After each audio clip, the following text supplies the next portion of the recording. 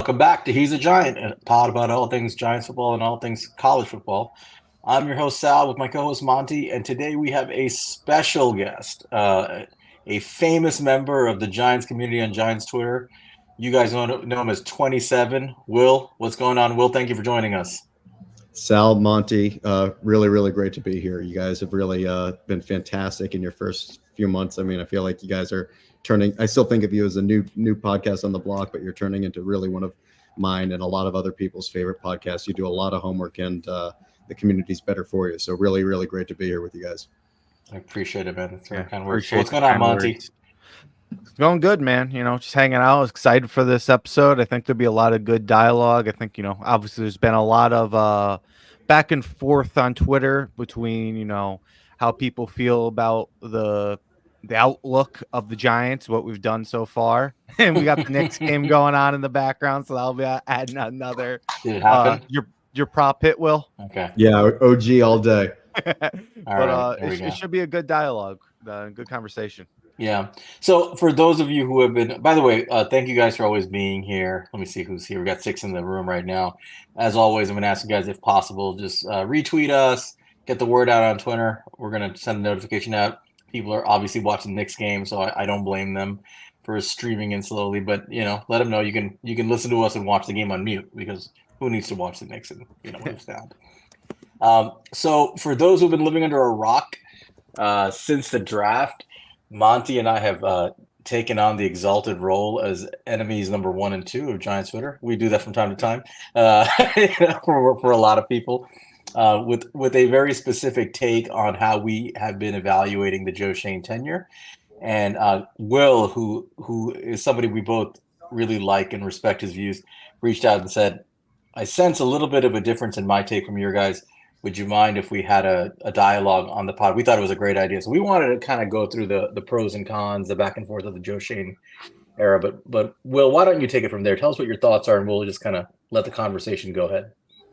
Yeah, guys, I really appreciate it. And again, I think you summed it up perfectly. And I, first of all, want to say, I kind of resent you guys taking my spot as public enemy number 1 of stay out of my territory. Walter White, comes to mind. But yeah, no, I think as we look at the Schoen and Daboll era, I think it's really important to, remember what they inherited. And as for those of you listening on the podcast, I raised the Fire Gettleman T-shirt I've got with me on my couch. And when we started in year 1 in 2022, everybody expected this was not a typical year 1. The Giants were financially broke. They did have to their benefit a second first-round pick in the top 10, which was obviously a huge advantage in kickstarting. But if you look at the roster, there were really 3 impact players at positions that matter on the roster that Joe Schoen inherited. And one of those 3 players, by the cap being as strapped as it was a forced cut that ended up going to an arch rival in James Bradbury. So this is not I think it's a real injustice that a lot of people on Giants Twitter have done in comparing where other regimes in certain years.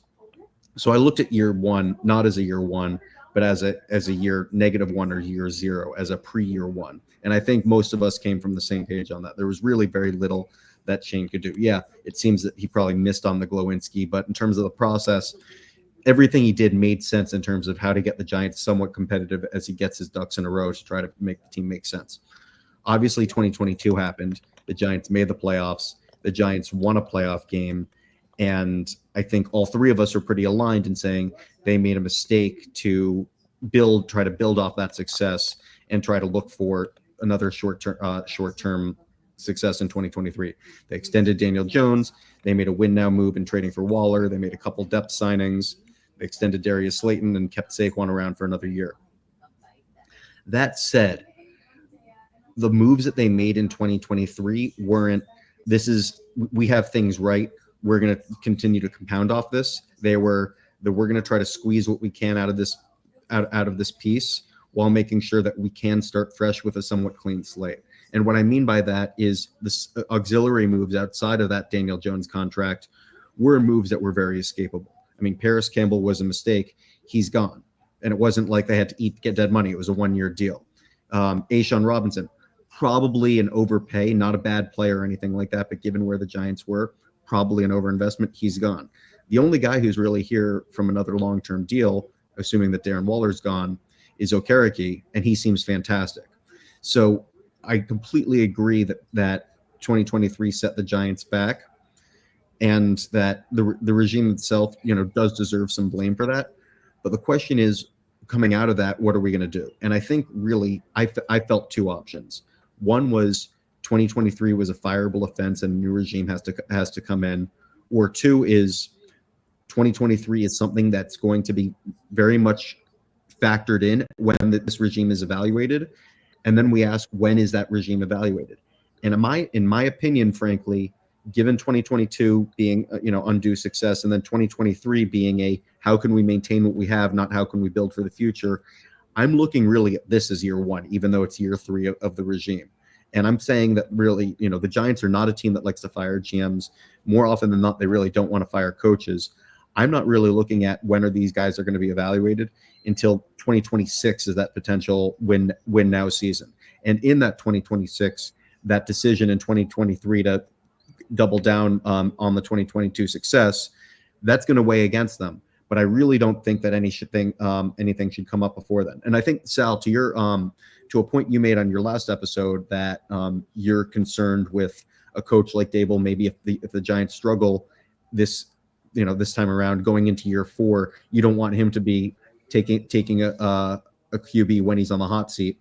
I think that's reasonable. But I think this year, the Giants need to judge what they do this year against being ranked with a bottom four odds in Vegas to win the Super Bowl, not into where we'd hope to be in year three. I mean, the expectations aren't necessarily about winning games. They're about, are they competitive? Are the players playing for him? And in terms of whether or not he's back next year with a slate to try to build this thing going forward. So I've always been somebody who says, okay, let's look at where we are for the next 2 or 3 years. I look at drafts and their, year three effect. And I look at, if I'm looking at what's going to really matter this year, it's going to be probably the 2021 and 22 drafts more than the 2024 drafts. And where I'm most encouraged by this regime is, unlike past regimes, this is the offseason. They said, yeah, we messed up, but we're not going to try to undo everything we did wrong in 1 year and then potentially create more problems down the road. Everything they did this offseason, maybe it's not going to help as much this year as we'd want, but it should have if it works out, it will have positive effects down the road. So I said a lot, let you guys take over for a little bit, but I'm not in any rush to see immediate results to reinforce my belief in this regime. Oh, why don't you go ahead first, Monty? So I agree to a lot of what you said there, Will. I figured that there's a lot here that we are on the same page. There's obviously some differences. The biggest thing that I did have an objection with is just like the year one aspect. And I'll say that for two reasons. I'll say that one, because I do completely get where you're coming from with like year one is year zero, but I do feel that way with any team should be looking at that when they're bringing in a new GM. That's kind of like the idea is it is year zero. That's a grace that any new GM should get in. So I do agree with you, and that's the way you want to look at it. But I don't think that's any different from any scenario. I know that specifically he's following a very, very bad GM, but like a lot of GMs are going into a bad situation coming in. And the other thing I'll say, and I mentioned this on the last show, was I don't think that we should look at this as year one and excuse 2023 because Joe Schoen messed up. It doesn't make any sense to me that Joe Schoen getting it right gets less patience than Joe Schoen getting it wrong. So we are like that. We're looking at this as year two if he gets it right, but we're looking at this at year one because he's getting it wrong. That's where you kind of lose me from the thought process on that. So what do you think about kind of like that thought process there? Well, I think what's really important is to be very precise with your expectations for an executive and see where things failed. I think where a lot of people got a little bit misguided, in my opinion, or not necessarily misguided, but where a lot of people missed an opportunity to really explain what Dave Gettleman, I can't believe I just said his name. I'm going to run laps after that. But the damage that he did to the franchise by looking at the win-loss record. It's not necessarily about the win-loss record. It's about the resources and the way he allocated future resources to maintain that win-loss record. And I'm seeing a lot of comments right now saying that, patience is wearing down. People want to win now. I think people have wanted to win now over and over again for a really long time. And I think, where courage is required from an executive is to say, past decisions make what we can do winning now either not feasible, or if it is feasible, very, very detrimental to the long term. And it takes restraint. I think everybody wants to win now. I think everybody wanted to find offensive linemen to make the team better. Almost everybody wanted to find a quarterback to upgrade the QB room this year. The Giants obviously didn't see anybody in late rounds in the OL room that was worth developing relative to the other positions that they drafted. Obviously, you guys talked and know a lot more, frankly, about the quarterback situation and the potential candidates for that than I do, and we know how that went. But the when the best case scenario is you find the guy you want, but just because you really want to find that guy that you want doesn't mean that should be the goal. I mean, if it's a Zugschwang, it's I think the snooker term for basically doing nothing when and not taking a move, but no move and attaining minimum results is in a lot of ways very it will in a lot of ways make things better. And I think so when we're saying going in versus year one and year two, like where I gave Schoen credit in year one wasn't necessarily for the win-loss record. I think he had very little, frankly, to do with the win-loss record. It was at the trade deadline saying we're not going to make we're not going to make a trade and add somebody for a future pick, given that we're contending for the playoffs. I think a lot of Giants Twitter that I observed got really, really carried away into saying that Schoen was really good because Isaiah Hodgins had a really good 2022. And I think, Hodgins is an example of a guy who's a fringe NFL roster guy, not, certainly, a fringe NFL roster guy, by the way, is a hell of an athlete, as we all know, but not somebody who's necessarily somebody, certainly not somebody you build your wide receiver core around. He has a few very, very, very good weeks, and people are saying, wow, Schoen really made the spot, extend him, playing a blank check. He's a wide receiver one. I can't believe the Bills went with Davis over here. And I think, we have a really hard time as a fan base having something nice without making way too much of that. We saw that with Tommy DeVito. We've seen that, over and over again. We saw that with Daboll in year one too. And I think my grace of Schoen has always been about what he's going to do down the road. And I think I didn't enjoy 2022 the way that a lot of Giants fans would. For one reason, my job prohibited me from going to the stadium as much as I would have wanted to. So I did feel a little bit removed from that. But besides that, I felt like in the back of my head, everything that's good right now is going to be something that we pay for down the road. It's going to be time away of basically sticking to this incomplete rental, makeshift Giants team rather than rebuilding this franchise in the way that competent executives that are making a plan are trying to do. Yeah. So this is kind of, I want to preface what I'm going to say by saying this. I think there is a misconception in what I'm putting out there on Twitter and what I'm saying, like in places like Spaces, where people are assuming I'm calling for people's heads. I want to make this clear because I see Bill Hartnett made a comment. I agree with this comment. I'm very firmly in the camp of I don't want to see anyone fired. I'm very firmly in that camp because I'm not someone who believes in the progressive process of continuously changing over staff. I mean, in business, it's far more expensive to replace someone than it is to just promote someone or train them, right? So I think of the line in The Office when Michael Ryan says, Ryan says, like, okay, is it more expensive to get a new customer? Right. Exactly. I mean, and it's a pretty well-established concept, right? You're better off from a value standpoint retaining your own talent and developing it than constantly turning it over in search of new talent that you now have to go back to the training process, which costs you time lag, which costs you money in business. And in football terms, that costs you production, right? So I'm firmly against firing people unless they commit some sort of egregious fireable offense that must be handled immediately. As are the Where Giants.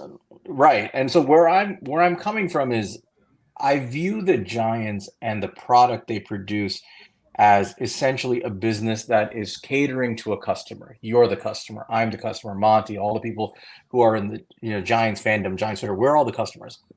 And largely, businesses will respond to their customers and make adaptive changes to progress and improve only when there is either a pressure on them, an external pressure where there's another business pushing down on their business revenue, or internally they're getting negative reviews, or let's say critical reviews that we have a problem with the way you're doing things. We don't like what you're doing. If you want us to keep coming back, you've got to do something better. So that's sort of my mentality. I want people to understand that, like, I'm not calling for Joe Schoen's head. I have no desire to take his head.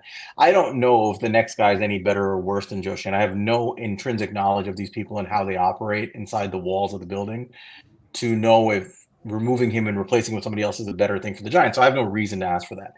But I think it is fair to say that the way the Giants have largely conducted business for the better part of a decade, including the last 3 years, is fairly poor. I mean, even in the Joe Schoen era, even if you make accommodations for everything I agree with you about, that he walked into a fairly bad situation. I think we had negative $12 million in cap space. It's hard to have that little cap space, negative cap space, and a terrible roster. His predecessor was uniquely qualified at creating a situation like that. And I gave Joe Schoen a lot of grace for that. I said, you know what, you got to give – I agree with you. I called it year zero too. I said it's year zero. You got to give him a chance to clean up this roster specifically to A – hit on the draft and start supplementing the roster with better talent, and B, clean up the cap mess. That was the big thing. From a business perspective, he had an opportunity within 1 year to clean up the cap mess, and he largely did. He walked out of the 2022 season with, I want to say, $58 million in cap space. And I know you agree with me on this. At that point, that was the critical juncture where he had to make his decisions as a general manager that would set the tone for the rest of his tenure, at least for the early part of his tenure. He could have taken, in my opinion, the more intelligent route in real time. I know you were saying this. I was saying this. A lot of us were saying this. Take the brave route. Don't fall for the fool's gold here. Don't invest a lot of money, even if you like Daniel Jones, even if you like Saquon Barkley, and you're grateful for them for producing a good season. Don't invest enormous assets at this point in a rebuilding roster. It is foolhardy, and it is likely to fail, simply because even if those guys hit, even if they hit in the next couple of years, you don't have the roster talent to support your investment. It will fail. It will be money burned, flushed right down the toilet. We were all opposed to that. I know your famous thought process was trade a 6th-round pick for Mitch Trubisky, and I think that, and my whole thing was sign Jacoby Brissett, or sign. Yeah, I think we were both Brissett guys. This is around the time Monty and I became friends, because he was trying to talk me off a ledge as I was losing my mind watching Joe Schoen step into this mess. So I think he set the tone with that failure. He made an egregious mistake and a miscalculation. Now you can say, well, that was his one error and we have to give him another chance, and that's fine. But I don't think we can say that we can absolve him of that error. Right? I don't think he gets to make an egregious error that sets the organization back several years and then hide behind that and say, wait a minute, I need patience because I made the mistake. I ruined the timeline. I ruined the rebuilding process and made a series of domino effect decisions to basically support my cardinal sin of running it back with Jones and Barkley. That all blew up in my face within one drive of the first season. It's incredible how karma destroyed him immediately. You don't get to then say, not my fault, don't hold me accountable. I'm fine. It's reset. So I disagree with your assertion that this is year one. I understand where you're coming from, but I think it truly is year 3, because it was Joe Schoen himself that set the timeline. So he is in year 3. So and where I think where I'm coming from is, and I think there's conversation that we see a lot on Twitter of like, was that Schoen or did Mara pull his trump card and pull the strings, and I think there's a kind of a visual that I have basically of Schoen trying to do things one way and then being like, oh shucks, I couldn't get things my way, that I don't think really characterizes this the dynamic the way it should be. The reality is, and I think it's very, very clear, that John Mara likes to feel like he's done a good job and feel like he has something going for him. And I don't necessarily think it was, Mara who told Shane he has to sign this guy. But it was Shane who said, okay, things worked out. What can I do with as prudently as possible that can let us run to the end of this road, see where it goes, and then eventually still have a chance to get back to the way things were. As you know, I was very, very against the contract. And to talk about Daniel Jones for a second, where I think Twitter has completely lost the plot. I actually am one of the few people who 2022 lowered my really read on Jones. I thought after 2021, I was fairly high on Jones. I wanted the Giants to pick up that option because I didn't want the option, but my view of him lowered significantly during the 22 season when everybody else thought he was great. I thought they turned him into essentially a one-read rookie quarterback. They kept him on training wheels, but I think in 2021, the win-loss wasn't there, but look at what the team was with Daniel Jones, and then look at what the team was with Mike Glennon and Jake Fromm. And I think Jake Fromm and Mike Glennon have a reputation of being worse than they really, really are because of how bad that Giants offense was. And that same bad Giants offense affected Daniel, obviously. I just think that Daniel DJ basically being able to make something out of nothing is a very, very far cry from saying that he's be able to make something great out of a real opportunity. And I think that's basically an implied assumption that people make that I don't think is fair. I don't have a problem with the quarterback. I have a problem with the quarterback's contract right now. And so I, but with what they did, with that direction, and as I mentioned, I had a problem with paying up for depth in real time. They didn't extend the Leonard Williams deal. They didn't add void money to lower the cap hit for Adoree Jackson. They took what medicine they could in the beginning, and obviously it's not necessarily a one way or another kind of direction, but it wasn't like the Giants went all in the way they did in 2021 in 2023. I mean, I didn't like the direction, don't get me wrong, but they, there was kind of a bit of groundedness to it. And I think, and I think we're all on the same page, but I think where people really, really miss things is when there's a comparison between this draft and 2018, when people say, oh, we drafted Neighbors and we're going to waste him just like we wasted Saquon. In 2018, the Giants weren't saying, okay, we think Saquon's going to help more than the other opportunities will. It was Saquon's so special that we can't consider those questions because, that's a distraction. We're drafting somebody who's basically the star power in Nintendo. And I think this year the Giants obviously made an effort to try to see what QBs were available. I'm certainly, probably the exception to the two of you in saying that I'm glad that they didn't pay more than what they offered to move up. But I think everything, like I said, drafting Neighbors, I think is a lot more about the future quarterbacks than the quarterbacks at than the Daniel Jones or Drew Lock. Yeah. So, I mean, I don't think it's fair to gauge their performance through the lens of Dave Gettleman. Let's start there. Of course not. Because I think, of course not. Right, because I think Dave Gettleman, in my mind, growing up in New York City, watching, the Mets and the Giants and the Rangers and the Knicks for years, at least in my lifetimes, and I'm older than you guys, but since the early 80s, I think Dave Gettleman is the worst executive I've seen in New York sports in my 40 plus years of watching New York sports. And I'm talking to friends of mine or older. I think he might legitimately have been the worst general manager or executive in the history of New York sports. There's a few other guys who are up there, but in many ways. So I'm not going to gauge them through that lens. I'm trying to compare Joe Schoen, and I know you've pushed back on this a little bit, but I'm comparing him through the lens of a competitive landscape and his competition in the division and the conference and the league. And this is where you have to actually sit down and have an honest discussion. Since he has come here, Joe Schoen, I think we set the background of the discussion nicely, but since he has come here, this is what he's actually used in terms of assets. He has had 24 draft picks, not including the picks he's traded away to acquire Waller and move up in the draft to acquire players, but he's actually used 24 picks on players, 4 first-round picks, 3 top 10 picks, and I'm including this past draft, so some of this is unfair, acknowledging that. and while the first year he couldn't spend money, he spent like the 30th most in the league in terms of dollars because of their cap limitations. Last year he spent, I think, $250 million of actual money invested it, which was second most in the NFL. This year, the fifth most so far, if I'm not mistaken.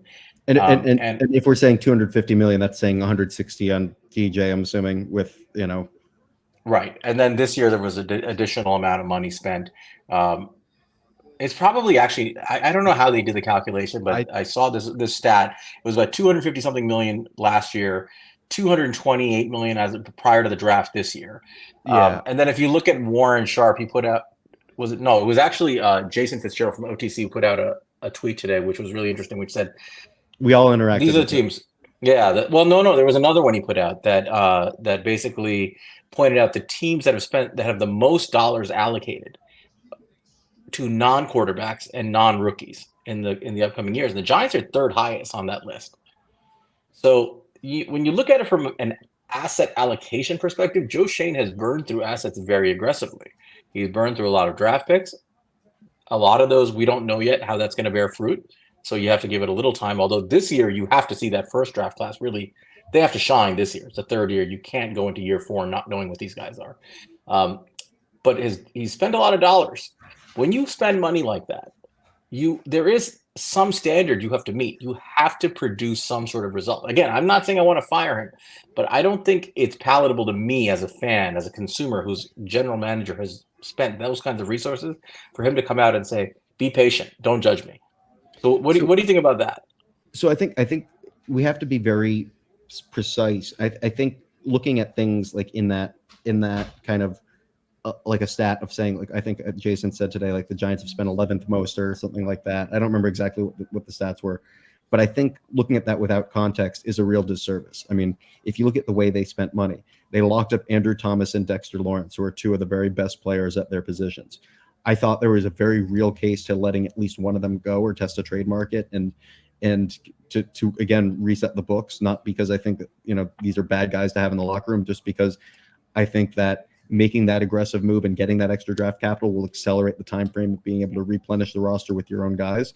And I understand that perspective, but I don't necessarily think that those are long-term moves as much as they're short-term moves. I don't necessarily hold not having immediate results against that.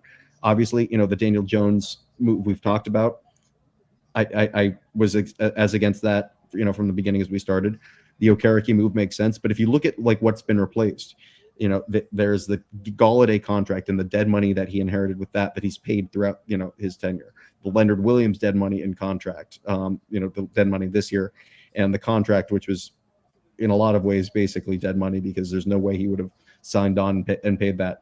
The Adoree Jackson being paid as a top cornerback when people don't really want him as a depth option, now that he's a free agent.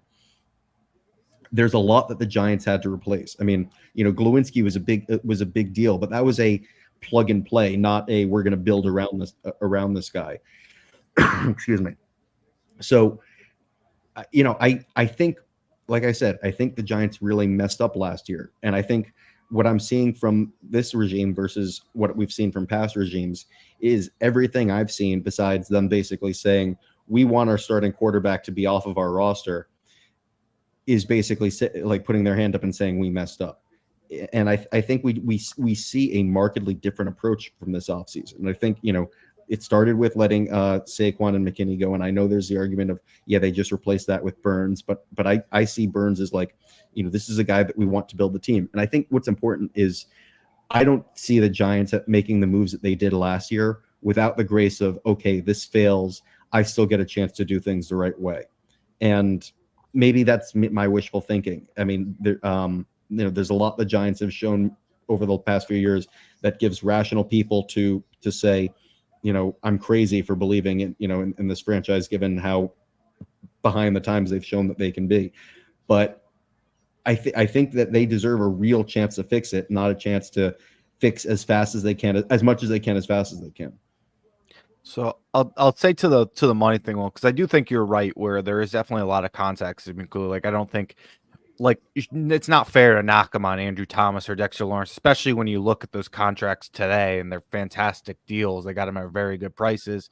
But like but there are things to look at, like ripping $10 million right off the cap with Saquon Barkley, which kind of put them in a position where they had to restructure some other guys to fit people on the contract, because you take all that money out this year. Obviously, when we've gone over at nauseum the Daniel Jones contract, that was as big of a commitment as, I mean, you could stack together multiple bad contracts we've done in the past, and it doesn't equal the how bad of a cap hit that is. And then like I think like at least seemingly we're all pretty happy about the Brian Burns thing, but that was a big commitment though. Not only did you make him the second highest defender in the NFL, but you also traded away the 39th pick in the NFL draft.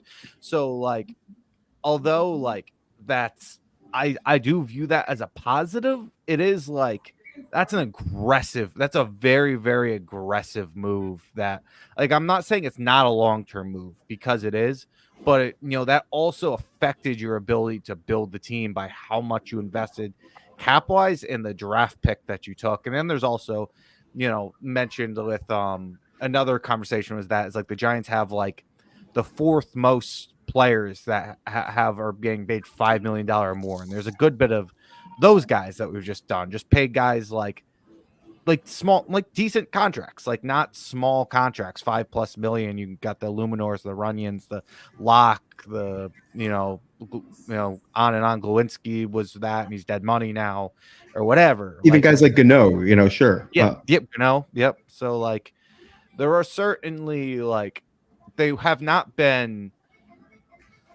frugal. I guess we say that at the very least. They've definitely they've been aggressive at times with how they're building this roster. So to me, with that, it's hard to not like set some expectations when you're building a team like as aggressively as they have at times over the last couple of years.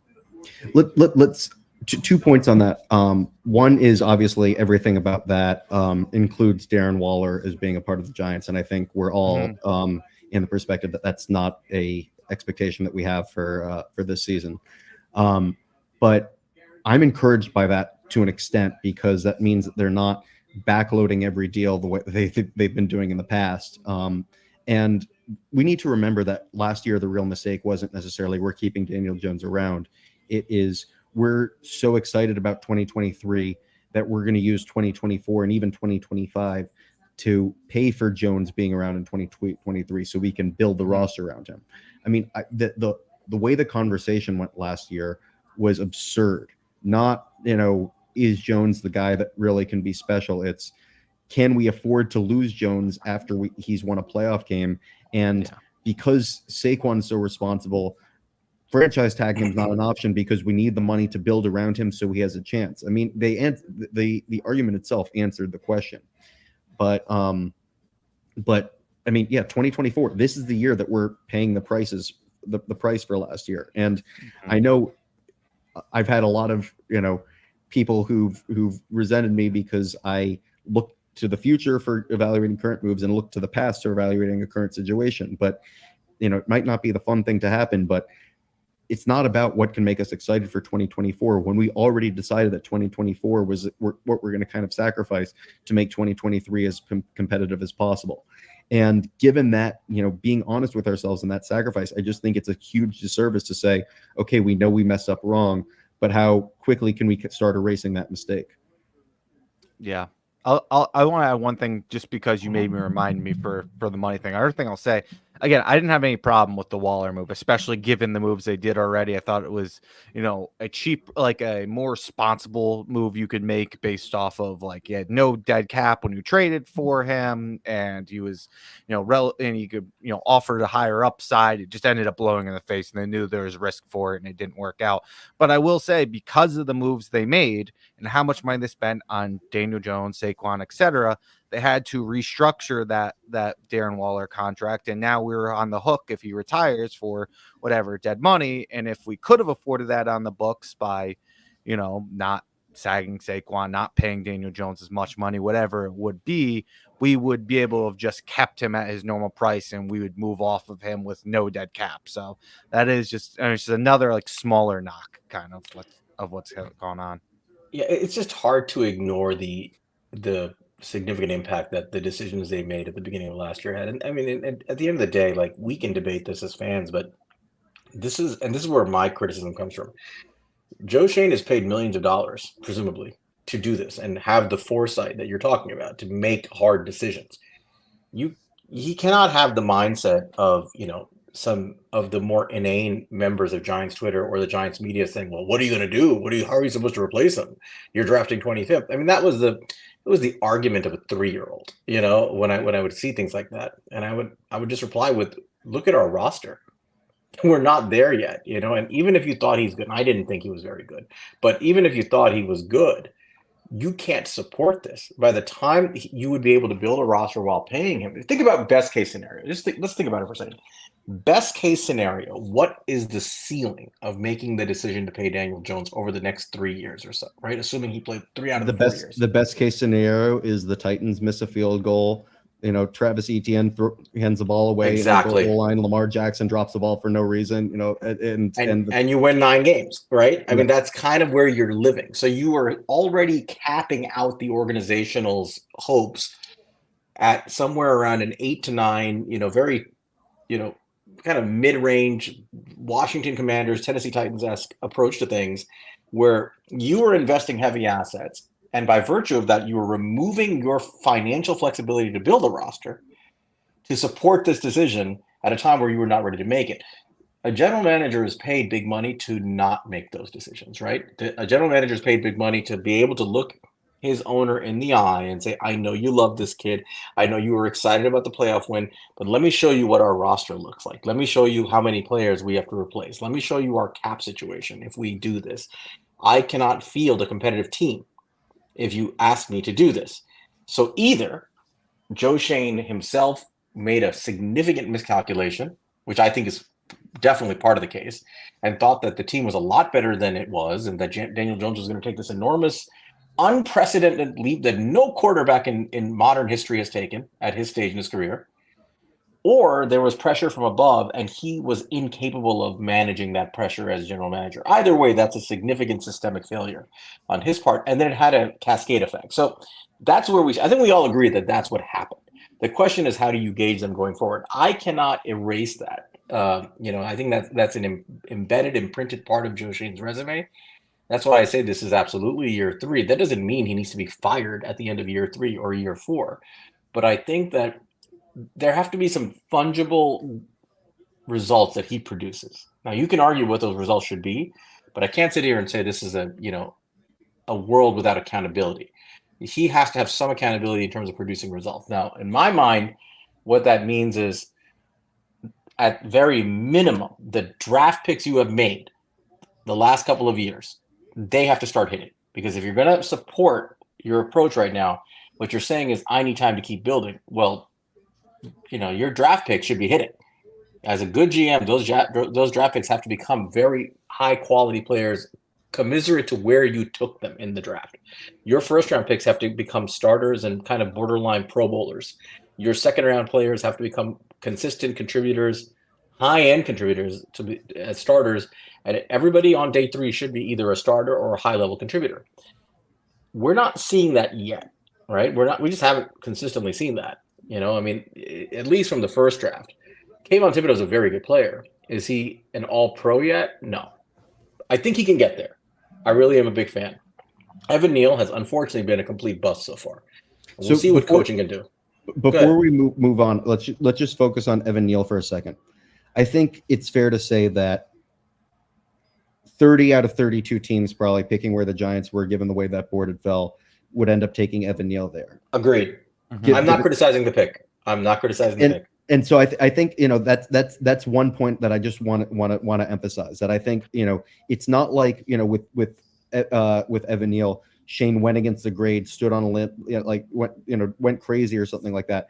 That was a very chalk pick that obviously is underwhelming right now, but it doesn't seem like that's a GM specific pick. I think that's the way the board fell, and that's a specific prospect, or whatever. For whatever reason, it doesn't seem like the other top rated tackles in that class are performing either. But Yeah. No, but I'm I not. agree I'm with not what going you're to kill saying. him But for I that just pick. wanted to make that. No, I'm absolutely not killing that pick. I think we can kill the people he hired to develop said Yeah, I'd player. put it more on coaching than I would Right. on the GM. And I think that, and that does fall under the GM ultimately if this ends up being a failure of a pick. He still has 2 years to do something. Wan'Dale Robinson's a very good player. I think he has a chance to be a contributor. We need to see it. For where he got taken in the top 50, he needs to produce at that level. Fair and so I like him a lot, but he's got to produce at that level. He's got to stay on the field. He's got to stay healthy, and his quarterback has to be able to utilize him, which is a whole other issue. What Joe Schoen did in the 3rd round of that draft class is really where a lot of the best GMs separate themselves from the rest, and where he unfortunately I think fell behind significantly. Oh, the He took pretty Giants and 3rd round picks. Yeah, I mean he took pretty significant reaches on Josh Azudu and Cordell Flott using the template of the sort of the consensus draft boards. He took massive swings on those two compared to where they should have been gone. And it doesn't always go the way the consensus wants it to go. But still, when you take reaches like that, you've got to develop them into something that's going to work. And thus far, that's been fairly disastrous. Much better players went at the same positions after them, who were consensus higher rated picks. That's hurting him right now, right? I mean, imagine what this offensive line looks like if he took a lineman who could stabilize a guard position. That's money you could have saved right now. You don't have to sign a John Runyon, right? If you had your guard from that class. Well, imagine what this cornerback room looks like if you took, or even the DB room. If you took Kirby Joseph, the safety, who's really good safety, he was there. If you took him, or you took another corner, a guy like Tariq Woolen, your cornerback room is better. You're now not necessarily using money or assets to fill those positions. I think where Joe Schoen in that first year is going to be judges whether those guys can develop into good players. And I think that's absolutely fair to start criticizing. In addition to obviously the spending. So, what do you think of his draft class? That's kind of what I'm getting at. How do you rate him so far in his development and onboarding of young players? Yeah, so I think the point, the points you're making, and I made my little Neil stink, in terms of agreeing with the general evaluation, but just making sure that we're attributing blame the way that I feel like is most appropriate. I think everything you're saying makes sense. I do think it's important to emphasize that round 3 and day 3 picks are really about filling in the cracks of rosters, not necessarily the pieces that you build around. They're pluses when you hit, but the expectation shouldn't be that you necessarily get starters out of that.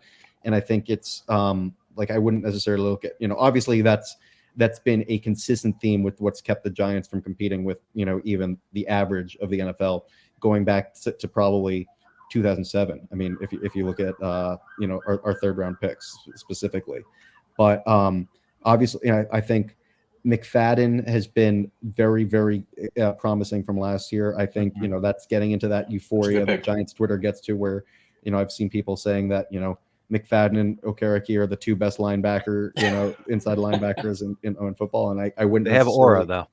I wouldn't necessarily say that. I'm trying to go through. I thought McKeithen in his minimal snaps at the beginning of last season was fairly good for somebody who missed his entire rookie year to an injury. So I think the jury's still out there. Outside of that, there's not much I see from the late rounds. I was higher on Beavers than I see now, for his first year. And I think Trey Hawkins, by the way, like Trey Hawkins, the way that Giants Twitter reacted to Trey Hawkins was the way that Giants Twitter reacted to Joe Schoen in a nutshell. He has a couple good training camps or practices at the beginning of training camp, and all of a sudden, I saw a take that Joe Schoen shouldn't be trading late round picks if he's so good at picking that he can identify steals like this with his 6th round pick. Well, let me stop you right there, because it's one thing for Giants Twitter to get excited about training camp, which is Momo's favorite time of year. If he's watching, he loves training camp. No, he doesn't. But for the coaching staff and the organization to look a 6th round pick from Old Dominion University, no disrespect to Old Dominion, I live in Virginia, but for a 6th round pick from ODU who struggled to produce at a high level in that conference, to come in and look good against 3rd stringers, and for the coaching staff to then promote him to starting cornerback 2 and move a veteran in Adoree Jackson to nickel corner. I mean, that's. I'm not saying that Joe Schoen has, he's controlling this, but you have to believe there's some input from Joe Schoen and the coaching staff here, right? So it's not just Giants Twitter. I feel like there is a problem here in how they develop talent and how they view the talent they take. That, and then you look at, Izudu coming in and being the swing tackle last year because they didn't really trust the swing tackle, and they'd let Phillips go to Philadelphia. I mean, there were some disastrous decisions that were made last year. There's no cutting around that. And I'm certainly guilty to an extent of saying, okay, we're not in, the disaster of a GM who's actively gaslighting the fan base, so it can't be all that bad. But basically, I'm known for for an exception to my process. My process is basically 99% of the time something's wait and see. And then that 1% of the time is, oh my God, this guy doesn't know what he's doing. He misunderstood the assignment. An exception to that might be something like, a trade that I think it was the Eagles and the Rams had made, where the Eagles, or I think it was the Rams who gave up like next year's third to move up in the fourth. And for me, like looking at the difference, between a future asset that's around better than a present asset, I'll always basically say, okay, I think that's an overpay just looking at that in a vacuum. Mm-hmm. But besides that, I'm almost always in a wait and see approach.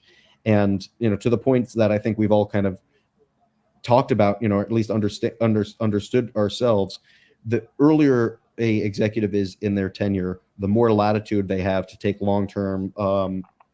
make long-term decisions without job pressure. And part of what made 2018 so offensive to me was it should have been a clean slate, and instead turned into how are we going to keep doubling down and kind of getting away from where, the true north that we need to be, rather than, okay, let's look at this honestly and objectively. But yeah, so I mean, I kind of have gotten derailed after looking at 2022, 2023. I mean, I think, similar to like the Hawkins situation. I mean, we talked about Hawkins, but the 7th round picks, I'm hoping that at least one of those guys can turn into like somebody who takes real defensive snaps, and Owens and Riley. Trying to go through the draft again in my head. I mean, Banks seems fantastic so far. Mm-hmm. JMS. I think he'll be fine. He's going to be fine. I'll say this about JMS. I think we've gotten into this. I mean, Monty knows because we've debated the JMS, and we both like JMS. I liked him more than Monty did in last year's draft. And then Monty, like, or no, right, over Linderbaum. Linderbaum, you had him over. I liked him. I thought he was dominant in the role he had. But he was largely a zone blocking center. And this goes to, like, again, is this Shane? Is this the coaching staff? Is there a disconnect? That's a problem, right? You draft a kid who's 25 when they drafted him, or 24. He was older. And he's been a zone blocking center his entire career, and he's dominating at that. And all over his tape, there's tons of red flags. Like, this guy is not athletic enough to pull and run a different scheme. And they immediately bring him in, and they have him do things that he can't do. And he starts failing. And they start him and have him do things that he can't do. They did the same thing with Eric Gray, who returned 0 punts in college, right? And they said, you know what? Why don't you go play special teams, And he couldn't pass protect. And they put him out there, and he failed. And all of a sudden, wasted asset, essentially, year one. Didn't want to use him. You did the same thing with Hawkins, or you put him in too early, then you yanked him. You didn't play him. You took Javarius Owens. You didn't play him with the lost season this year. You didn't put him in. That was mind-boggling to me. He didn't even get any reps. So there is, again, do I want people gone? No, but the whole reason, going back to when we were all celebrating the hiring of Joe Schoen with Brian Daboll, I think most of us felt that there was a connection between the general manager and the head coach, that they were going to be on the same page with personnel decisions, how to develop players. And I'm not. Either they're on the same page and they're wrong on a lot of these things, or there's a disconnect. So that's just another little red flag that's popping up. What are they doing with the players they're developing? Do we lose Will? Yeah, it looks like we lost Will. Hopefully we'll get him back in a second here. Here, go on what you're saying though. Well, I think that so let's see if we can get him back in. There you go. All right, you're back. So I don't know how much you heard, but that's a question I have. Like, we celebrated the two of them coming out together to draft. To scout, draft, and develop players, yet there seems to be a significant disconnect in who these players are in college, how they're selected, and how they're utilized in the NFL. How do you, what do you think about that? Have you given any thought to that kind of process? Because I've noticed that trend with this team. I think I'm not somebody who really feels like I have anything to add in terms of how JMS would fit into a zone blocking scheme versus a scheme where it's more power dependent. I read what smarter people have to say. I kind of try to see what I can from the tape. I think basically too long didn't read is of what I'm trying to say is the I think your concerns are there, but I don't necessarily have anything to add on them. Okay, that's fair. But yeah, and I do think that those are responsibilities that do boil down to the general manager, which is I think part of what you're asking. Or just the general manager combo with the head coach. That's the other part of this, right? Because he can only take the players. It's up to the head coach to figure out how to utilize them. But again, these guys are supposed to be, the advantage of these two is they're supposed to be a package deal, right? And they're supposed to be in lockstep. When I see missteps like that, I have to wonder what's going on. What's going on in the scouting and the drafting when you're handing off players to your coaches? What's happening? Is this really any different than kind of I hate to say it, but the old Giants where you hire a GM here, you hire a head coach here, the GM gets the players, the head coach figures out how to use them. I, for one, have not seen a substantial difference in how they utilize players that Joe Schoen has selected. That is all that different than in your, so again, I'm just I'm obviously looking at this through a microscope. I'm going to be hypercritical because my mindset is I want this GM to be better and I want us to actually want better. So these are the reasons I bring up this point.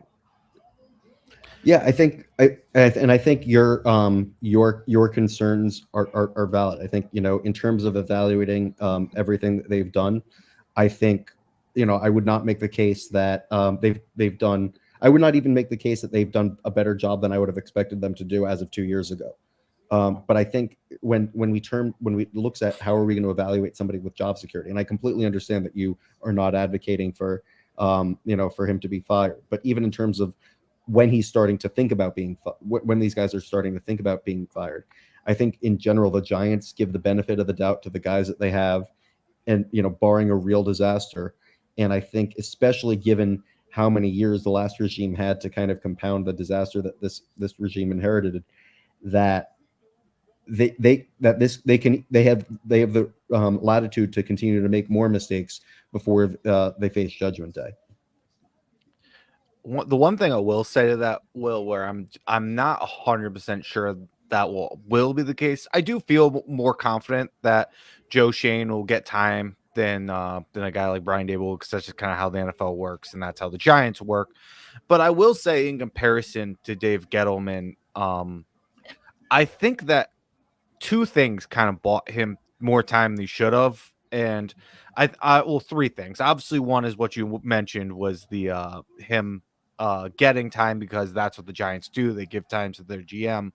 But I think one is that he was a company man. He was working in the best interests of what John Mara, Chris Mara, the ownership wanted. He was always kind of like working to everybody else's best interest. From what it seemed, is that whatever they wanted, he was a merchant of that to some sense. And I think that was an easy way for him to get the job and stick around. And I'll also say the fact that he was willing to throw Pat Shurmur underneath the bus after year 2 and get a chance to get another head coach, which was going to get another 2 years at least, that bought him 4 years. Unlike a guy like Joe Schoen, who might ultimately, I don't know if he will. I think he probably will get a new head coach if things fail. But I do think there's a chance that it could fail him, that he's loyal to Brian Daboll and that they let them go together. Unlike, Dave Gettleman was quick to just get Pat Shurmur out there and hire a new coach to save himself. Yeah, I think what you're saying certainly about the last regime all holds water. I think the last regime failed to, and part of where I give Shane grace, and I say this all the time, that I took it for granted, but I haven't said this as this clearly tonight. I remember at the end of 2018, which was a win now year that should have been considered an abject failure, and Shane's despicable predecessor. Sorry, Chris, I'm sticking to my guns on this one, but took the mic at the end of the year to give his press conference, and he said, "Well, last year we won 3 games. This year we won 5 games." And he looked at a calculator and was like, "I think 5's more than 3. I'd say that's a pretty good job." Like, the idea to set a basic realistic expectations. I understand the frustration of we want to compete today versus, I want you to be patient, and how that's hard to reconcile, at face value. But the last regime wanted all the credit for what went well and none of the blame for what didn't go well. And I think 2022 had as much to do with getting that toxicity out of the locker room. I mean, I've heard directly from a source within the locker room under the last regime that the general manager, and it's been well documented, lied to injured players about their job security and potentially coming back next year. Used lines like, "We're going to take care of your family," things that you don't fuck around with, with adult men. And getting that toxicity and getting that, undue expectation was as positive as anything the new regime necessarily added for themselves. And so when you looked at 2022, as I kind of mentioned earlier, there's nothing that Schoen patted himself on the back about. He didn't say, I think I did a pretty good job bringing in Isaiah Hodgins. And by not taking credit for the positives, I'm not going to directly push blame on you for the negatives. And I think that's really important. I think, that dignity matters. Yeah, no, I very much do. They're not do comparable. agree. Yeah, no, I think a lot of people said it at the time that, if Joe Schoen came in, he was even an average GM. It was a massive, massive upgrade over what we had. And, I'm not confident what we have necessarily in Joe Schoen so far, but I am confident it's a massive upgrade over what we did have. Right. And I think I just really quickly, my trust in Shane isn't necessarily he's going to make the right moves. I think he's going to do his best to make the right moves. With the last regime, I think they're going to do their best to sell the fan base on the moves that they want to make. And I think that to your point, that doesn't mean that because he's not as bad as the last regime, he's worthy of running a franchise. There are levels to get to between the last regime and being worthy of running an NFL franchise. But that by itself means at least that I think the Giants can give him the benefit of the doubt, like they tend to do with their executives. Yeah, I don't. Again, this discussion is more about discussing Merritt's as just a normal GM in a normal environment, right? I think thankfully, we're long past the dysfunction of his predecessor, right? That was just a shit show from beginning to end. And as I was to this day, Eli Manning is, even though I grew up watching Lawrence Taylor, Eli Manning was always my favorite Giant. I was very young when the Giants won those 2 Super Bowls, but I remember them. But Eli was obviously special, as a little bit older. And I'll never forget thinking that Eli crying in his locker room set this franchise back a decade, because the series of events that followed the next morning and thereafter, because of that visual of Eli crying at the locker room when they benched him, was something that I feel like the Mara overreaction directly leading to Gettleman, and then everything after that to justify keeping Eli when it was very obvious Eli was done. And here we are. There's nothing else I can say about Gettleman. He was a disaster. I'm not comparing Joe Schoen to Dave Gettleman in that sense. He's obviously not a terrible person in dealing with people. But I think at the merits of roster building are ones that is where I want to take the discussion, right? That's where this whole crux is. Where are we as a roster? Just take a snapshot in time. I'm going to ask you this, Will. If I told you what day was Joe Schoen hired? January 20-something or 2022, right? January. If I told you that, 6th or something like that. Was it? No, sorry. January 6th was the year that they had announced. January 6th, 2021 is an infamous day in American history. That was the day that they announced that he was coming back. Right, exactly. So if I told you the day that Joe Schoen was hired in 2022, all right, well, this is the roster. We know we have guys to get rid of. But I'm going to give Joe Schoen 3 years. And like I told you, 24 picks used, but a bunch of picks traded to move up and down the draft. I'm going to give them all this money to spend, whether it's on your own players or impending free agents, whatever. And I'm going to give you a crystal ball, and I'm going to ask you to tell me, where do you think the Giants are as a franchise, as an organization heading into the 2024 season? What would your honest expectation have been at that point? Before I answer your question, I just want to say one thing real quick. Bing bong. Is it over? 2-0. Yeah. Nice. Knicks up 2-0. But right. Now to try to answer your question a little bit, I think I'm a little we're behind where I would have hoped to be. I think going into 22, I would have wanted the Giants to make the proactive move to trade Barkley more, and we're going to talk about him a little bit. And I think the fan base has just totally misread his tenure, going up to the exit, but not because I think the Giants would have been better in 2022 without him, but I think had they traded him, there would have been much less risk of having stickiness on that roster to have to continue to double down with some sort of success in 22, as we saw. Basically, that it starts ripping the band-aid off sooner. But it's like, I look at it as like, okay, you graduate high school. Are you going to get it? Are you going to go to trade school, or are you going to go to college? Like, you're going to be getting results, faster in one respect, but not that I necessarily think very highly of college kids right now, but the idea, in theory at least, is on the other side, you're more prepared to hit the ground running. And the Giants had reasons to not be able to invest 2022 and 2023 in the future to the way that I wanted. I'm disappointed in that. I'm very disappointed in that, but I got that out of my system early last year, and and in the off season.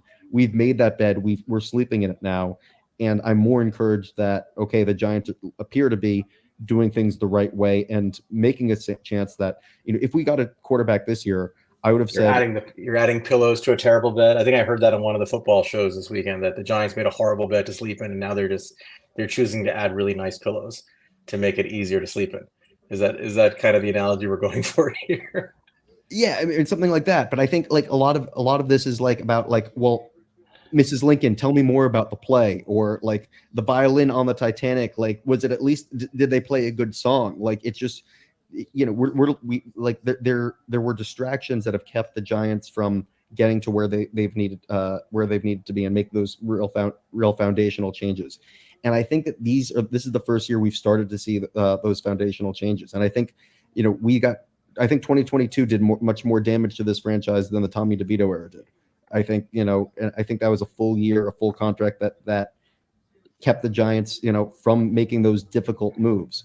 But I think that there's both growth within the front office since then, and I'm much more encouraged by this past offseason, and the level of incompetence isn't necessarily shifting my opinion on whether or not these guys are merit keeping their jobs.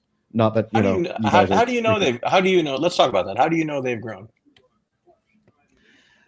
I think the Rich Eisen report about the buyer's remorse. Like, I very much would be against taking any specific report at face value, but I think we look at what we can see. I mean, Shane is, in my opinion, all but said we screwed up with that Daniel Jones contract. I mean, the work they did on quarterbacks, the conversations about that, like, no, I don't think there's any chance they would have traded up a first round pick to move up for Joe Alt. Like this is, there is real, something real there. And then you look at the type of deals that they made in free agency. Last year, everything was about what makes 2023 good. This year, it was about, long-term things. Obviously, I'm emotionally invested in a specific one, but not making Saquon an offer tells me that there's real growth there. And essentially, my opinion is more that Shane felt he was handcuffed and had to keep him around for another year, and did it against his better judgment. And I think everything that we're seeing basically reinforces the Occam's razor of he gave last year's roster the benefit of the doubt. And I think as we were talking about the directions they went, there's a third option that I think is a little cornier than someone, and I'm coming from the perspective of someone with very little sports experience and someone who lives it with numbers a lot more than the human element. But I think there's a part of it that's saying, okay, you succeed for me. you're going to get rewarded, and we're going to show that we take care of our guys. Maybe the last regime didn't do a good job of that. They showed that with Slayton to an extent. They showed that with DJ. They didn't really show that with Julian Love. That's like the one exception there, but he's a little bit of a lower profile guy there. I think there is some goodwill benefit that does create. And and I think where the most interesting piece to talk about last year really is, like, what if last year didn't go quite as badly as it was, but it was still a failure? Like, would the Giants have been doubling down? Like, the despicable predecessor era, like, it went about as badly as possible, and the Giants were still like, well, maybe if things just work out a little bit better, we've actually got things right.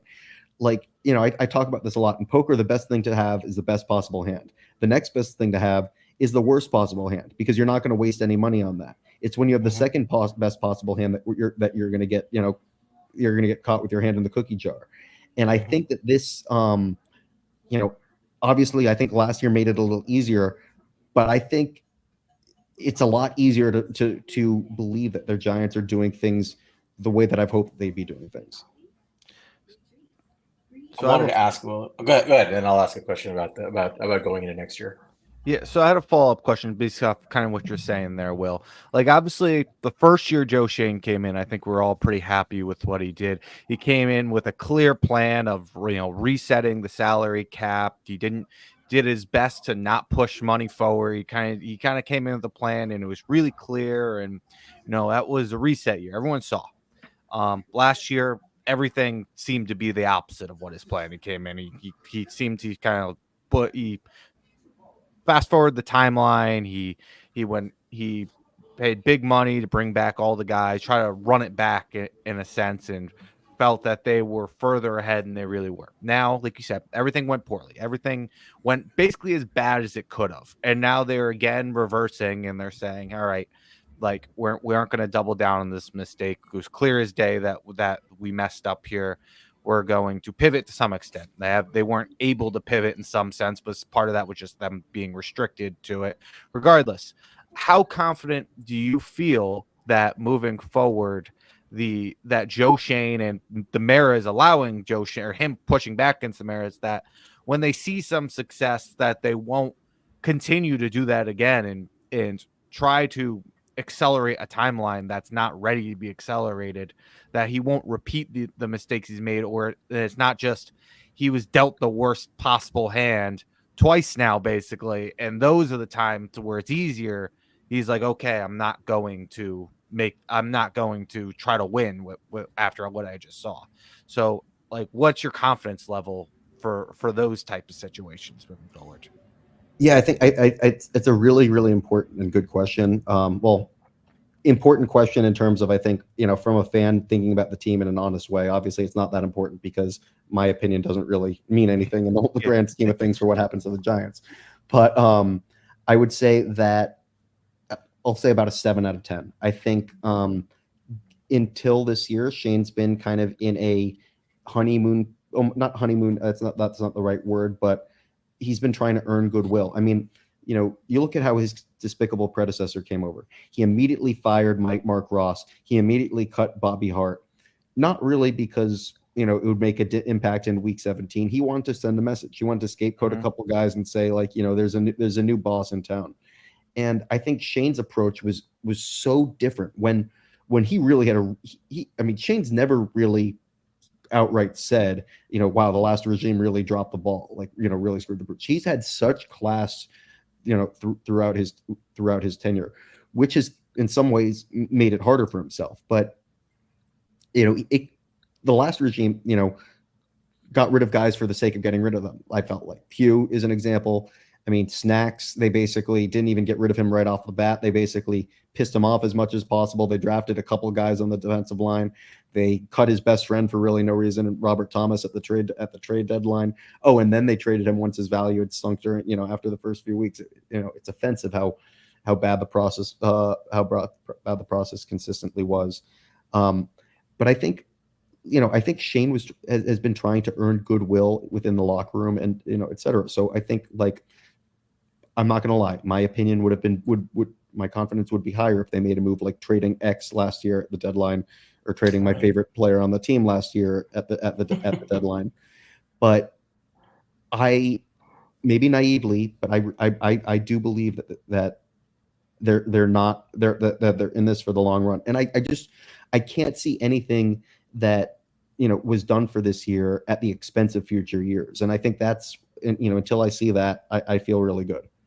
That's probably his best calling card and the best defense of Joe Schoen is that he tries to take his medicine relatively early in the moves he makes, right? That he doesn't leave too much dangling in the future.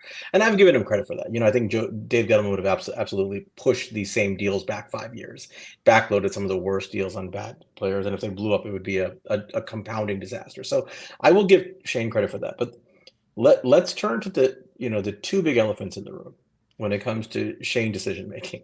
One, obviously, we don't discuss it too much. I think you would agree that the decision not to trade Saquon Barkley at the deadline at 2-6 with your starting quarterback injured, with Barkley hobbling around on a bad ankle, and teams presumably calling. At least the reports were that the Baltimore Ravens were ready to cough up a day 2 pick of some sort to get him, and the Giants sending out a message, "Don't even call us." That. I don't care if that's coming from John Mara. That's another one of those situations where I think if you're Joe Schoen, your job as general manager is to turn to John Mara and say, we're 2-6 and we just lost our quarterback. And this guy's on an expiring deal. He's got a bad ankle. He's a running back entering age 27.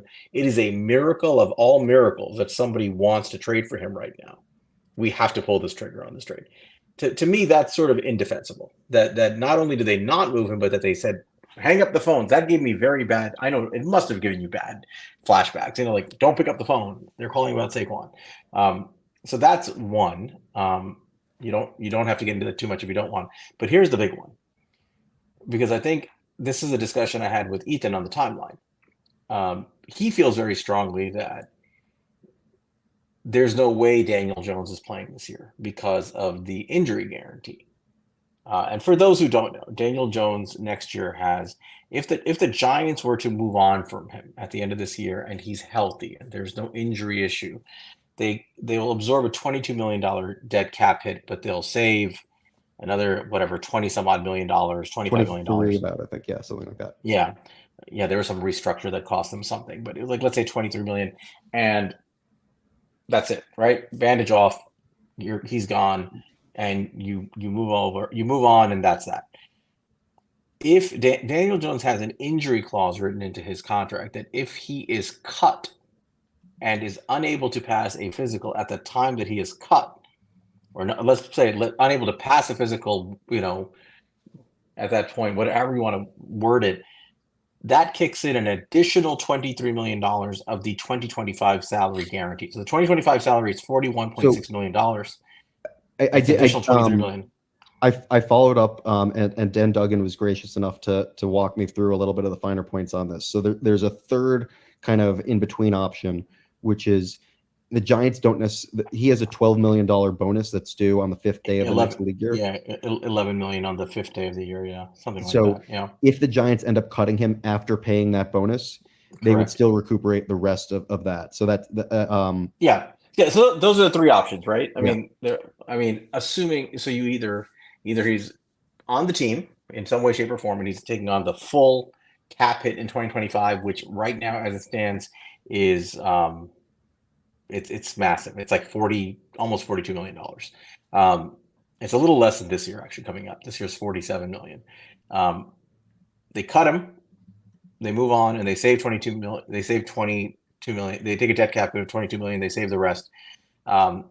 Or, like you said, they wait beyond the 5th day of the year. He gets another roster bonus, so the debt cap hit would go from 22 to 33 million. Plus however much accrues over time until he's actually let go or traded, right? So with that in mind, knowing that he's coming off an ACL, which I don't think is as big a deal, but 2 major neck injuries that have now shut him down, how would you feel about Joe Schoen if the Giants put Daniel Jones on the field again? Because to me, if he does, that suggests I'm comfortable with him being here on the team in 2025, period. Like, you can't do that logically and not come to the conclusion that I'm okay with his 2025 cap hit the way it is and him being on the roster, irrespective of how he performs. I think that, that dead money is about the same, relative adjusted to the increase of the salary cap as what Eli basically had to be on the team in 2019 when he played 2 games before he ended up being benched because the Giants really were in no man's land and didn't identify with the fact that they were rebuilding. They were, kind of in that bit of denial. But in general, and I've kind of quipped that I feel like the DJ injury guarantee is like the new comp picks conversation, and that it's just what's really overemphasized by people to kind of communicate that they understand many variables in an equation. I think that, frankly, I think the DJ injury guarantee is a little overblown. I think the chances that it ends up being triggered are fairly low, assuming that he can pass a physical and play this year. I think, obviously the real concern. I think there's no reason. I don't think it's that low. I don't think it's very low. So we have 2 reports that he has 2 cervical spine injuries with neurologic dysfunction. I'm So a physician. when it comes to the so, medical yeah, side, yeah. So I'm not a neurosurgeon, so I'm not going to speak on it with any kind of major expertise. But I can tell you that those are significant injuries, and two level disc injuries in the C spine are significant, and it does pose risk, especially in the type of injuries that you would sustain playing football, where you're having these sort of aggressive, violent acceleration, deceleration injuries, where it is a non-zero chance that another injury like that, and he would not be cleared to play football again. Like if he was to suffer another cervical spine injury, there is a pretty substantial risk that he would be told at that point, shut it down. You cannot play. So I think again, I'm not his physician. I don't know the details of his case. What I do know is what was reported, which is there's 2 cervical spine injuries, and he himself said he did not have full function of his arm, did not have full feeling in his arm. With these incidents, those are usually significant injuries where the nerve is compressed. So it is not an insignificant issue. Again, I don't know the full healing, but it's an unstable neck, essentially. Hopefully it's healed for his sake. But that's my point, is that you can't go into this assuming that there's a very low chance of re-injury that would make him, able to pass a physical later. If he injures that neck, there's a good chance he can't pass a physical. I mean, maybe yeah. I mean, for the next, sure, but I think with the ACL, it's a much longer term thing. Yeah. I mean, yeah. The reality is my medical knowledge of things is very low. I do think that in general the fans overplay injury proneness in players. Like I think that one ACL the likelihood that one ACL injury leads to another ACL injury is much lower, and I think it's just the confirmation bias more than an actual causation that leads people to be like, wow, why didn't we see this one coming? So, and I think I look back at the trade deadline, and there were a lot of people who said that getting a 2nd round pick for Leo was definitively better than just getting the cap relief, which would have been about $8 million. And if we're saying the 2nd round pick's worth about $8 million, then maybe that $12 million's worth maybe a late first or that high second, whatever that might be. I could very much see a case that it's I think that should be the factor, that if it's a close call between Jones and Locke, that's what you're going with. But I think that in terms of evaluating Daboll and in terms of evaluating what the players on the roster, I think I would go with putting the best guy out there, and if he gets hurt, so be it. I think in the scheme of things, that injury guarantee relative to what we've already sunk on the contract isn't as big as it feels. I mean, obviously it's avoidable, and obviously I'd rather not be in the situation in the first place. And if by some miracle DJ's graceful, and is willing to waive that, that's by far the best situation. But I wouldn't say that playing him is a non-starter. And I would also, as I said earlier, well, I think he's going to play, but I'm just wondering how you feel about it. Yeah, I would not feel like, if DJ were to get hurt, I would not feel like I felt when Adoree Jackson got hurt returning punts, and what the hell were we doing? I'd say that it's a dangerous game, and I'd be disappointed, but I would not. Maybe I'd say something about Ronnie Barnes, and if there's something that reflects poorly on the general managers, on the front office, that reflects poorly on what they did in 2023, not necessarily the position to play him in 2024. I mean, for the sake of, and this is unfair to you and to everybody paying attention, but for the sake of being a little bit more educated on this issue, because it's not my area of expertise I'm fully, not but arguing that. You're I, much more educated on this than I am. I did look up the relative risk rates of recurrent injury of cervical spine injuries, related to prior injuries. So there's actually there's a study done on athletes, specifically football players and wrestlers, looking at cervical spine injuries and the rates of re-injury depending on how many injuries they had. And of the football players, and this is kind of a retrospective review, so they went backwards and looked at things, but of football players who had 2 cervical spine injuries, the risk of re-injury to the cervical spine is 87%. I mean, and again, this is not to shock anybody, but the whole concept is that this is a very sensitive area. I'm sure that, I don't know I don't know the extent of his recovery, his injury, but once the neck is unstable, it's a problem. And, and the way, even if you play football perfectly and you try not to take hits, like just the violence and the speed of the game, you're prone to something that could put you in a compromised position. So he may be clear to play because he's able to pass a physical. He's got, strength. He's got no loss of sensation. His neck is moving well, but it's never quite the same once you've injured it. So if the injury risk is substantial and you put him out there, I think what you're saying as an organization is we're comfortable absorbing that injury guarantee. I think that's what I'm getting at. I feel like if you put him out there, that's it. And I think so the debate I had not debate, but the dialogue I had back and forth with Ethan was, he said, there's no way I could see Joe Schoen putting Daniel Jones back on the field. And I asked him, well, would you be out on Joe Schoen if he did that? And he's like, absolutely. Because it's so irresponsible. And personally, I see no way Daniel Jones doesn't play unless he absolutely cannot physically be clear to play, so this is where the rubber meets the road in the discussion of, has he learned lessons from the past, right?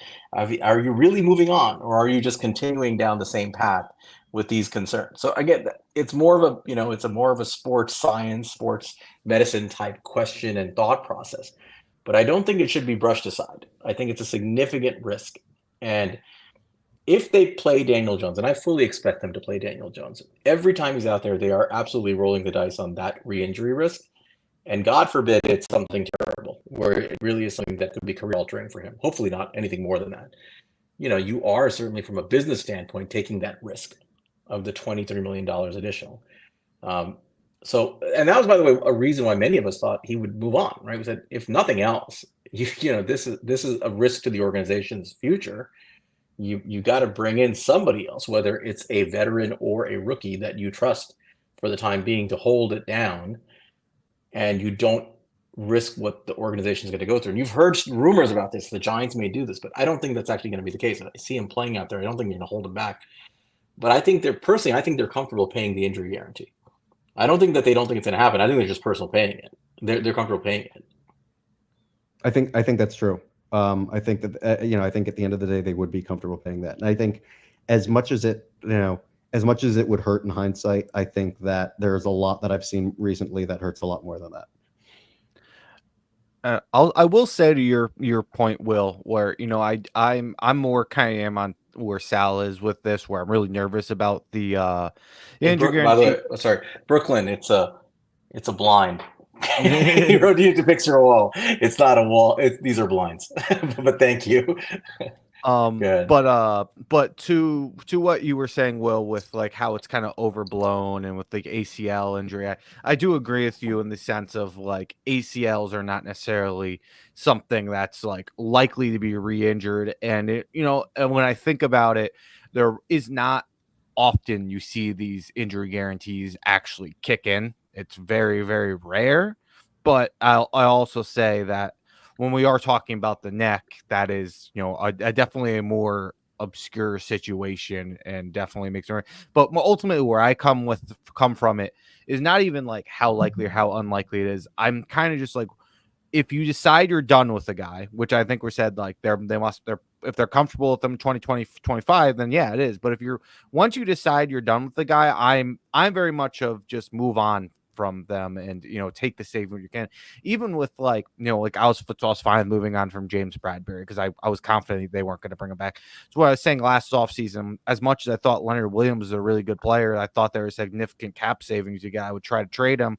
And if not, I was okay even cutting. I'm glad we didn't because I'll take the second round pick personally, but that's why I was big. If I'm not going to pretend that a guy's going to have trade value when I don't know, but let's try to move off this because if he's not a part of the long-term plans, then take the savings. And that's in some ways kind of where I'm at with Daniel Jones is if you are done, if he's going to be off this roster, no matter what, then don't take the risk. Like, I just don't think it's worth the risk at that point. That's just kind of where I come from it at this point. But I do get where you're coming from, at least neck part aside, like it's probably an overblown concern. Where I'm at with Jones now is what I said about him going into 2022, and I've actually got some of this right now in my fridge, but he's leftover Chinese food. It's not, he's not going to be a part of plans, intentional plans, but, if there's nothing else, that's what's, I'm going to snack on or something like that until, to tide me over. And I think, I don't think I do think there is a bit of a middle ground between okay, we know that this is the rental, like Sterling Shepard last year. The Giants decided well before week 18 of last year that Sterling Shepard was not going to be with the Giants last year. They didn't just get rid of him, for the sake of getting rid of him because, they need to get rid of him. And obviously a starting quarterback is very different from a WR6 who's not playing special teams. I certainly understand that, but I just don't think that, I don't think there's necessarily a covenant that, okay, you're the starting quarterback. We have some potential of keeping this thing going down the road. I'll say this, Will. One thing I am personally nervous about, and this kind of ties into, do we trust Joe Schoen to not be wrecked? And really, it's the Giants organization altogether. I don't think it's likely the Giants are going to do anything significant this year with Drew Lock or Daniel Jones coming off an injury or anything like that. But if, Daniel Jones plays average football and they make playoffs or just miss playoffs or whatever, I personally do have some concerns that, especially with John Mara's input on this decision, that they are going to be willing to cut Daniel Jones right after that. Even if it's just average quarterback play, if they see success again. And the type of, past mistakes have made me nervous about, in 2022, they declined that 5th-year option. Everybody was 100% confident. This is Daniel Jones last year. You don't decline the 5th-year option. There's no chance. Short of a Josh Allen type breakout, he's not coming back. And here we are. So I will say I'm a little bit nervous despite that with Daniel Jones. Yeah, I wouldn't even say it's a sure thing myself. I think that there is a non-zero chance that, that Jones, will succeed. And I think, frankly, Jones still has a chance to succeed and, and be a pretty good quarterback. I mean, obviously the processing issues have been beaten to death at this point. We've all seen that, he hasn't been able to, to make plays happen after his first read is covered. I think, but I don't think that the jury's necessarily out on that. If he were to get into a better system, if he were, out of the New York spotlight, whatever those kind of variables might be. I just think that, in terms of Shane's mind, in terms of weighing all the benefits and the costs of making a certain move, that part of the goodwill aspect of keeping the status quo for one more year is not really a variable going forward. And I would expect that he would be ready to chart his own course, but we'll see. Yeah. And I bring this up not because I want people to engage in this dialogue of, well, how do you know his medicals? And I don't, I don't. I'm talking in general about this stuff. And the point I'm making is a football point, which is I think that when you have a significant injury history like he does, and specifically something that has a significantly high risk of re-injury with an injury clause, the only conclusion I can draw is that you're very comfortable not with that player being on your roster beyond this year. That you're not, that injury clause does not concern you because you're either comfortable with, as you said, that maybe the $11 million and wait and see approach, or just let him be on the roster. And we're just going to eat the money on the roster next year, which I think is a huge mistake unless you're committed to him as your franchise quarterback. I think that's a ridiculous thing to do. But these are the lessons that I think we're going to learn after the season. And we're probably not going to learn about them in season unless, God forbid, he gets hurt again, and then you have to deal with it, right? But these are all things we have to learn about later. But just kind of tying this back up to the original point of the discussion, and I appreciate you being here. So it's a good dialogue. I think Monty and I both went into this thinking, all right, we're going to go into this open-minded, try to take what you have to say, and because you're usually thoughtful about things, and hopefully you'll do the same with our discussion points. Going forward, none of us are advocating to fire Joe Schoen or Brian Daboll. We're clear on that part. We just have a different perspective on how we view their performances to date. What would you view as a metric of success? You mentioned 2026 before, and I think that's a little bit of a tough. I get where you're coming from. That's a little tough pill for most people to swallow.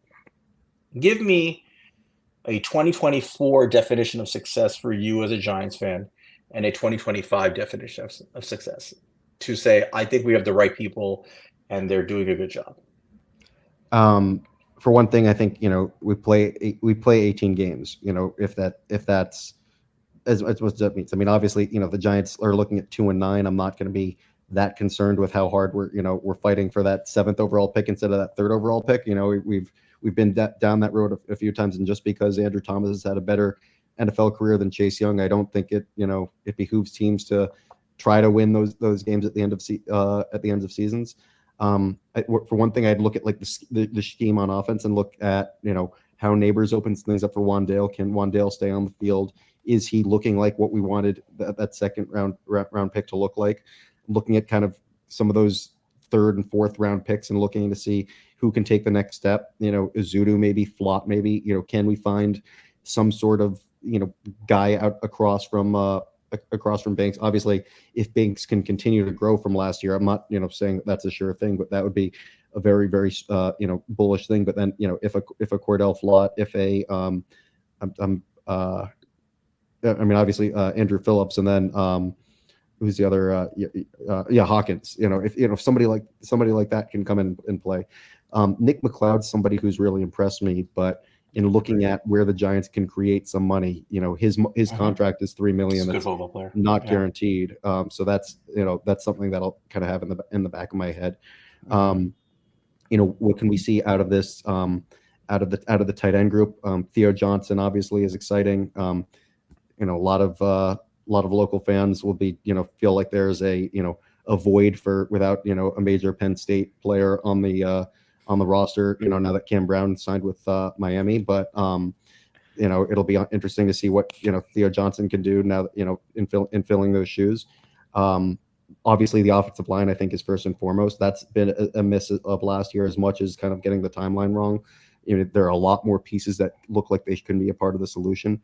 What happens at left guard, what happens at tackle? I think the idea that there's a plan B right now is really encouraging. It's not just like a plan A and then okay, we're down to hope.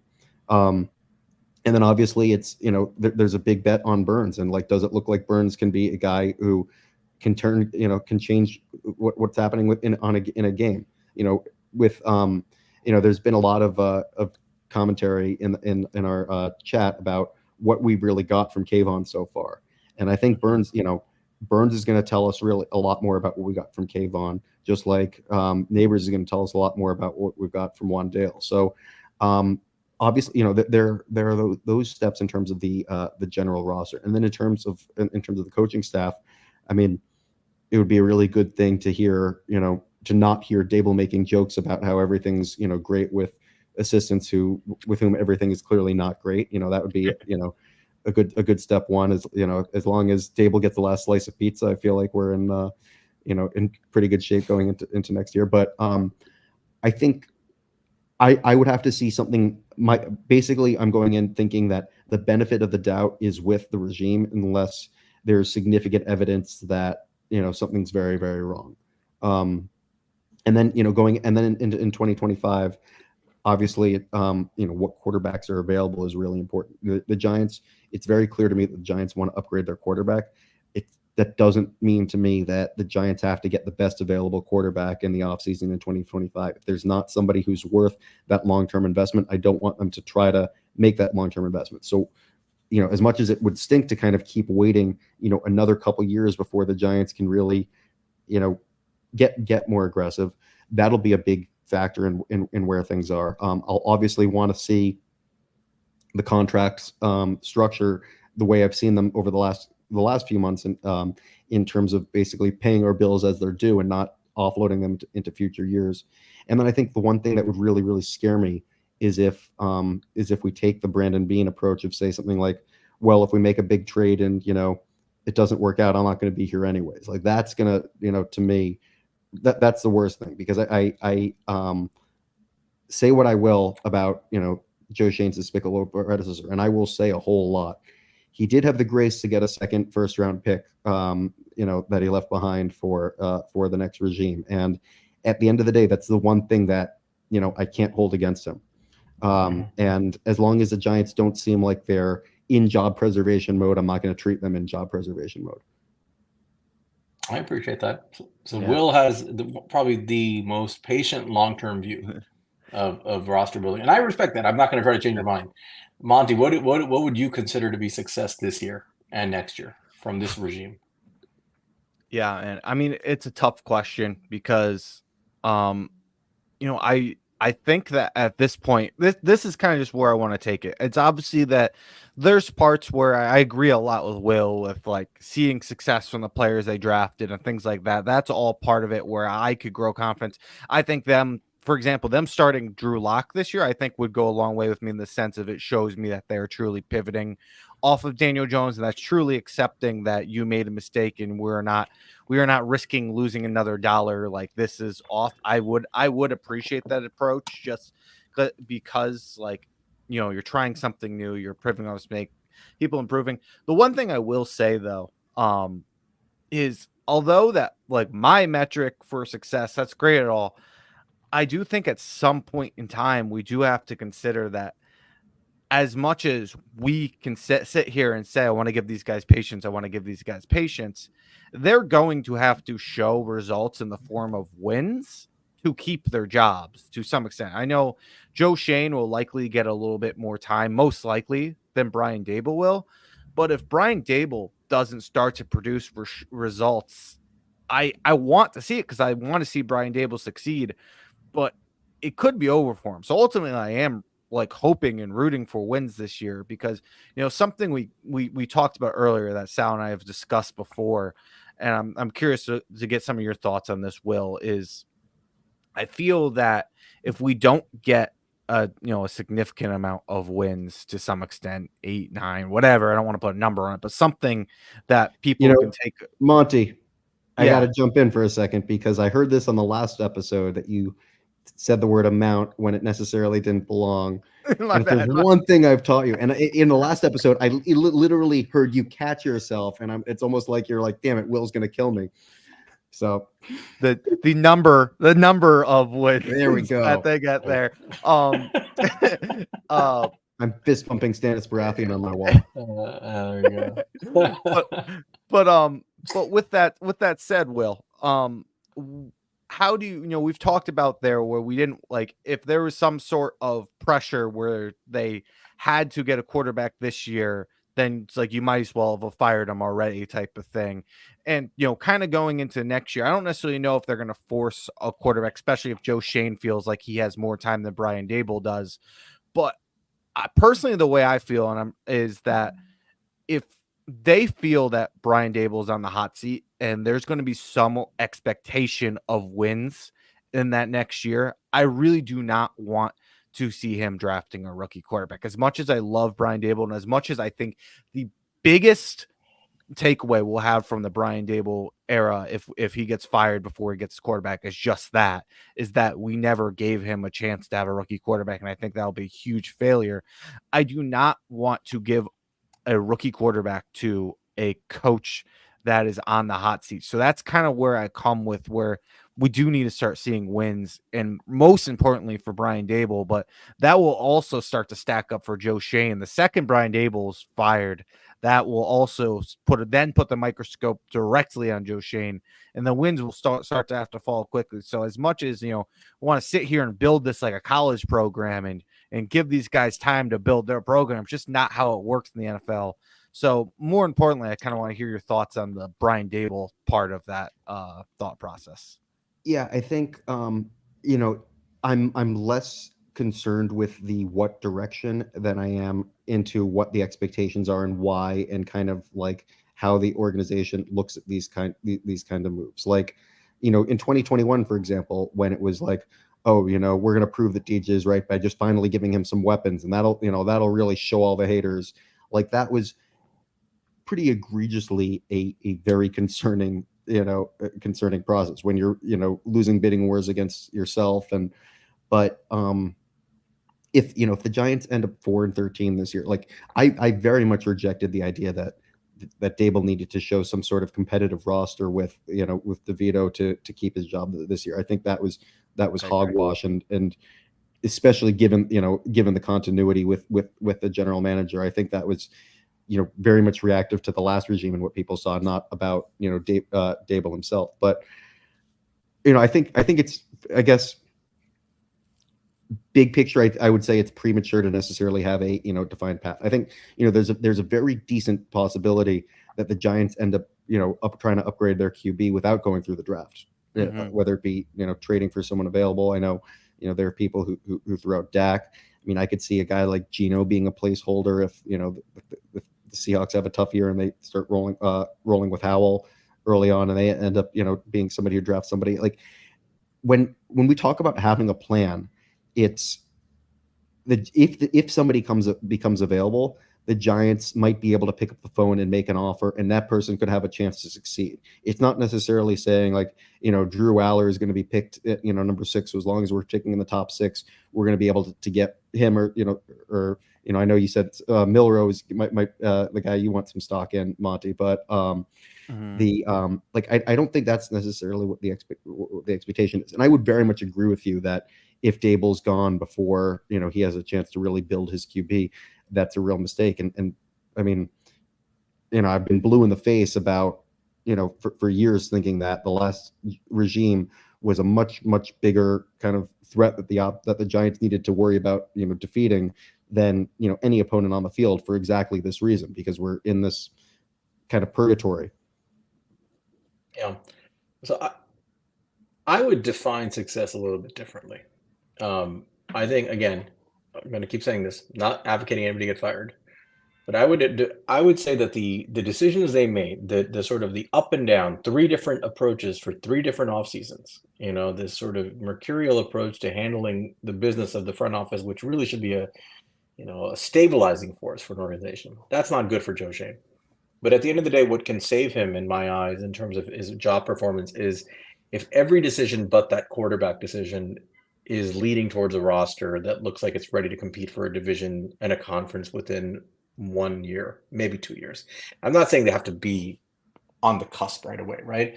But if you're looking at a team in 2024 where he has put his assets, the pass rush, some of the pieces in the secondary, even the offensive line where he's invested some money now, the wide receiver room, if you're seeing things clicking, and it's very obvious to the naked eye that it's all there. Like, the infrastructure has been built, and either by virtue of the quarterbacks you have on your roster winning, which obviously would mean you're winning now, or just seeing that on display and knowing that the reason you're not winning is because of your quarterback room, which is arguably the worst quarterback room in the NFL right now.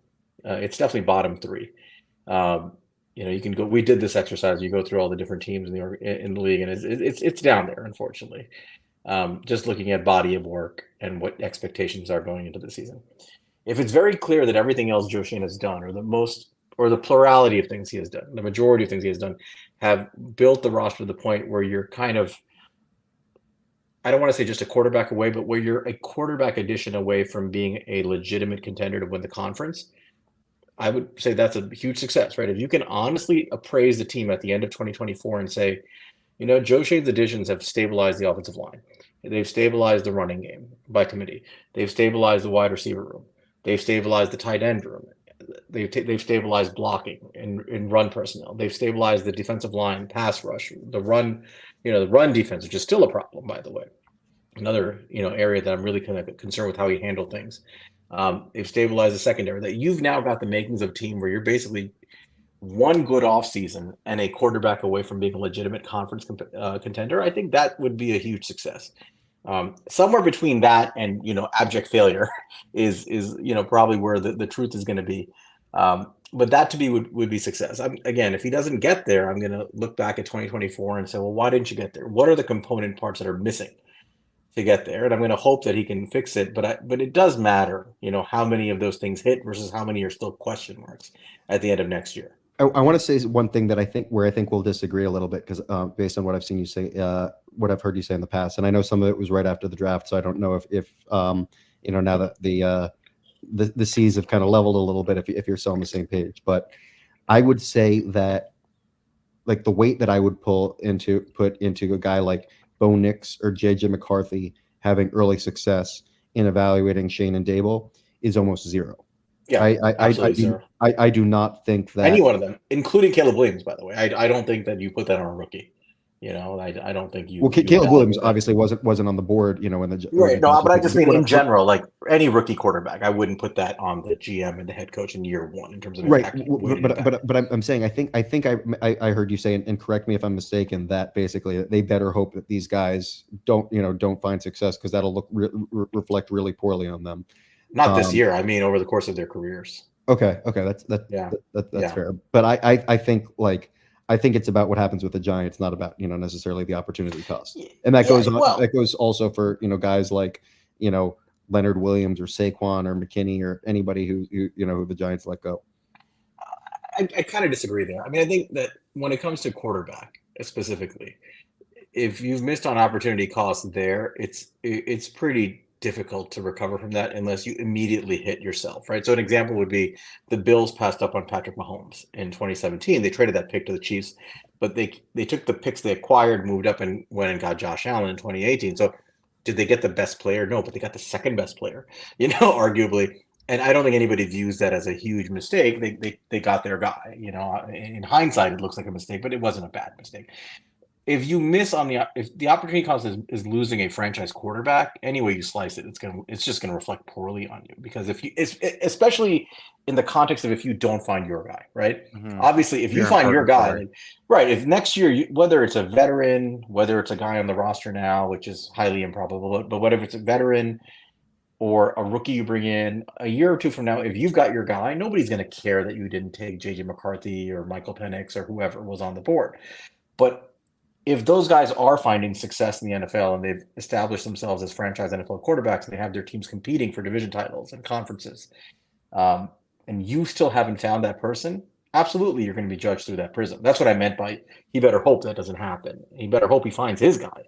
Obviously, that's it's contingent on that. But Will, if he doesn't find his guy, and you get into like year 4 or 5, that's when you're sort of like, okay, is this guy going to survive at all? Right? If by that point you don't have a quarterback, I think it's very much, it's very much a tenuous situation for any general manager. Yeah, I mean, I think obviously it depends what we're investing. It depends a lot on what the state of the Cowboys and the Eagles are at that point. If they've if their windows have started to close and the Giants are more competitive with that, but it's hard to see where the Giants are going to get their quarterback in an easy way right now, and I think that's the immediate concern that a lot of people very rationally have. I think I think just and you said that I'm very patient, which I think is very true. I think my two modes are either, okay, be patient, the oven's on, let it preheat, let it heat up, or what the hell are we doing? The oven's not on, don't tell me to be patient. And I think this regime, from what I've seen, there's enough that lets me think that the oven's on. I could be wrong, but it's certainly not abundantly clear to me that the oven was not on as it's been in the past. I'll say one side thing with the quarterback thing, and it's not necessarily relevant to what should actually matter. Like, ultimately, if Joe Schoen didn't find one of these quarterbacks that were available as one's worthy of taking, then you can't take them. That's the end of the day. But I will say Joe Schoen benefited a lot from how different seeming the NFL felt about a guy like JJ McCarthy and what fans and media felt about JJ McCarthy. If those were closer, he would be killed a lot more for that pick, and not necessarily fair. Not that it actually changes anything, but like, for example, like Sal and I had Jaden Daniels behind JJ McCarthy. If we passed on Jaden Daniels, fans would be killing him. The Washington supposedly had JJ McCarthy ahead of Drake May. If we passed on Drake May, fans would be killing him. So I will say that he's benefited a lot just for the fact that fans specifically were much lower on JJ McCarthy than the NFL seemed to be on him. He did. In the end, I think, these ratings and all this stuff, it's very arbitrary. I mean, there's a lot of nurture with the nature that goes into quarterback success and how it fits into an organizational goals. We'll see. The way I look at it, I think you're right that you have to find. What matters is the Giant success. If Joe Schoen finds Giant success, none of this matters. That's the reality, right? Like, you're not going to care about who you passed up on if the guys you ultimately took succeeded. The problem is if you don't find that guy, right? And thus far he has not, right? He invested in one guy. It's not working out. And barring some miraculous set of events where a player with a significant history of injuries and a 5-year track record of basically bottom tier NFL quarterback play takes a historic leap, barring that happening, which is most people are not insane enough to make that bet, right? That he's still looking for his guy. So that's why I'm saying I'm judging him based on what the rest of the roster looks like. I want to see a team that at the end of this year, to me as a fan, I'm rooting for wins, but short of wins, I want to see a team that I can look at and honestly look at each component part of this team and say, this team is there, right? We're right on the cusp of being real competitors for the division, for the conference. And what's missing is that quarterback. I think I want to be able to feel comfortable about that. I don't know if I can wait 2 or 3 more years to get there. I think because he took the path he took, he's here. He's got to have us pretty close to that feeling by the end of this year. And I'd say either there and or ascending. Like I look at the safety group in 2021. On the path to there. Well, I'm looking specifically like the safety group in 2021 was a pretty talented safety group, certainly on paper. There was McKinney, Logan Ryan, Peppers, and then Julian Love, like 4 guys, real NFL quality safeties. We didn't have money to keep any of them around, which was, so what were we really doing there? So, and that was equally important. I'm noticing, and I, in the comments that that the sin that we talked about in the very beginning of this episode is kind of being committed by someone who's also defaulting to calling some other people some names. But I don't understand for the life of me how you can say that, you can mock fans who knew better than to make this investment in Daniel Jones while also saying that, you're not willing to say it's a bad investment because the pass blocking and the OL hasn't been fixed, which we frankly knew going into last year. This was all a known variable, and really it's a self-fulfilling prophecy, and to be shocked that it was fulfilled is mind-boggling. And I think I was having a conversation today with someone, and I had suggested this week that with the Rashee Rice situation, like maybe the Chiefs make the call of the Giants, and Darius Slayton, who seems less than happy with his current state on status on the roster. Maybe the Chiefs have an offer to throw, and somebody responded to me saying like, well, the $4 million that we'd save, like, what's that going to really do? So we might as well just not make the trade. And I'm like, the burden of proof should be on making the investment, not saving the money. It's not, it's not okay. It's whatever. So we might as well pay the guy. And in like, I think 11 times out of 10 in these situations, it's, these arguments are made by people too emotional to frankly consider all the factors, and they project their emotion onto the people who are trying to have the good faith conversation. And you see it on both sides, frankly. Like, you certainly see, Momo, say that, if Daniel Jones is the 32nd ranked quarterback and starting quarterback in the league, Momo will say that's too high. So, but I think like I'm certainly guilty of that during the daytime hours. I calm down after putting my kids to bed. So. Like, we've got to make sure we're answering the right questions, and and like I think Momo responds. It is too high. There it is. But I think so much of where the conversation got lost last year was, did Daniel Jones earn the respect? Did he earn, the right to another chance? All of those questions should probably be yes. But in no way do any of these questions change the answer that no, it doesn't make sense for the Giants given their timeline, given their resources, and given the unlikelihood that Jones will continue to have this unsustainable success. Give that's an investment worth making. And these are very reconcilable thoughts. I think they all. What bothered me about that conversation, not to belabor the point too much, but I feel like there is a cardinal sin of always asking the wrong question, right? Because you set the parameters of the discussion incorrectly when you start asking the wrong questions. The question that was asked was, well, didn't Daniel Jones deserve this? Didn't he earn this? Right? Didn't the team let him down? And you could make a fair argument like, yeah, sure, right? That's not an unreasonable assertion given how he played in 2022. He was average, maybe slightly above average.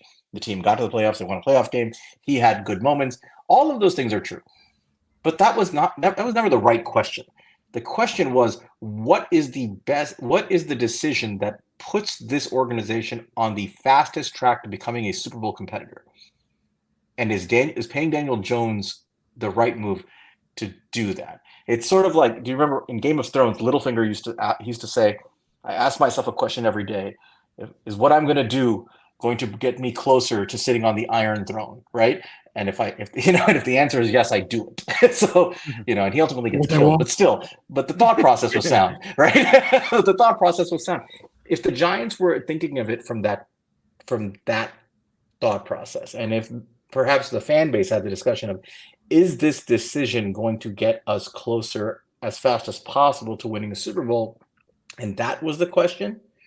I think the dialogue around the discussion would have been very different. And to that end, I blame a lot of people who have input into framing the discussion in Giants world, right? Prominent people in the content creator community, Giants media, they framed the discussion incorrectly and never came off it. And then, of course, it was fed off of that by fans who were rightfully excited about a good season. But if you frame the questions properly, I think you change the way people think about them.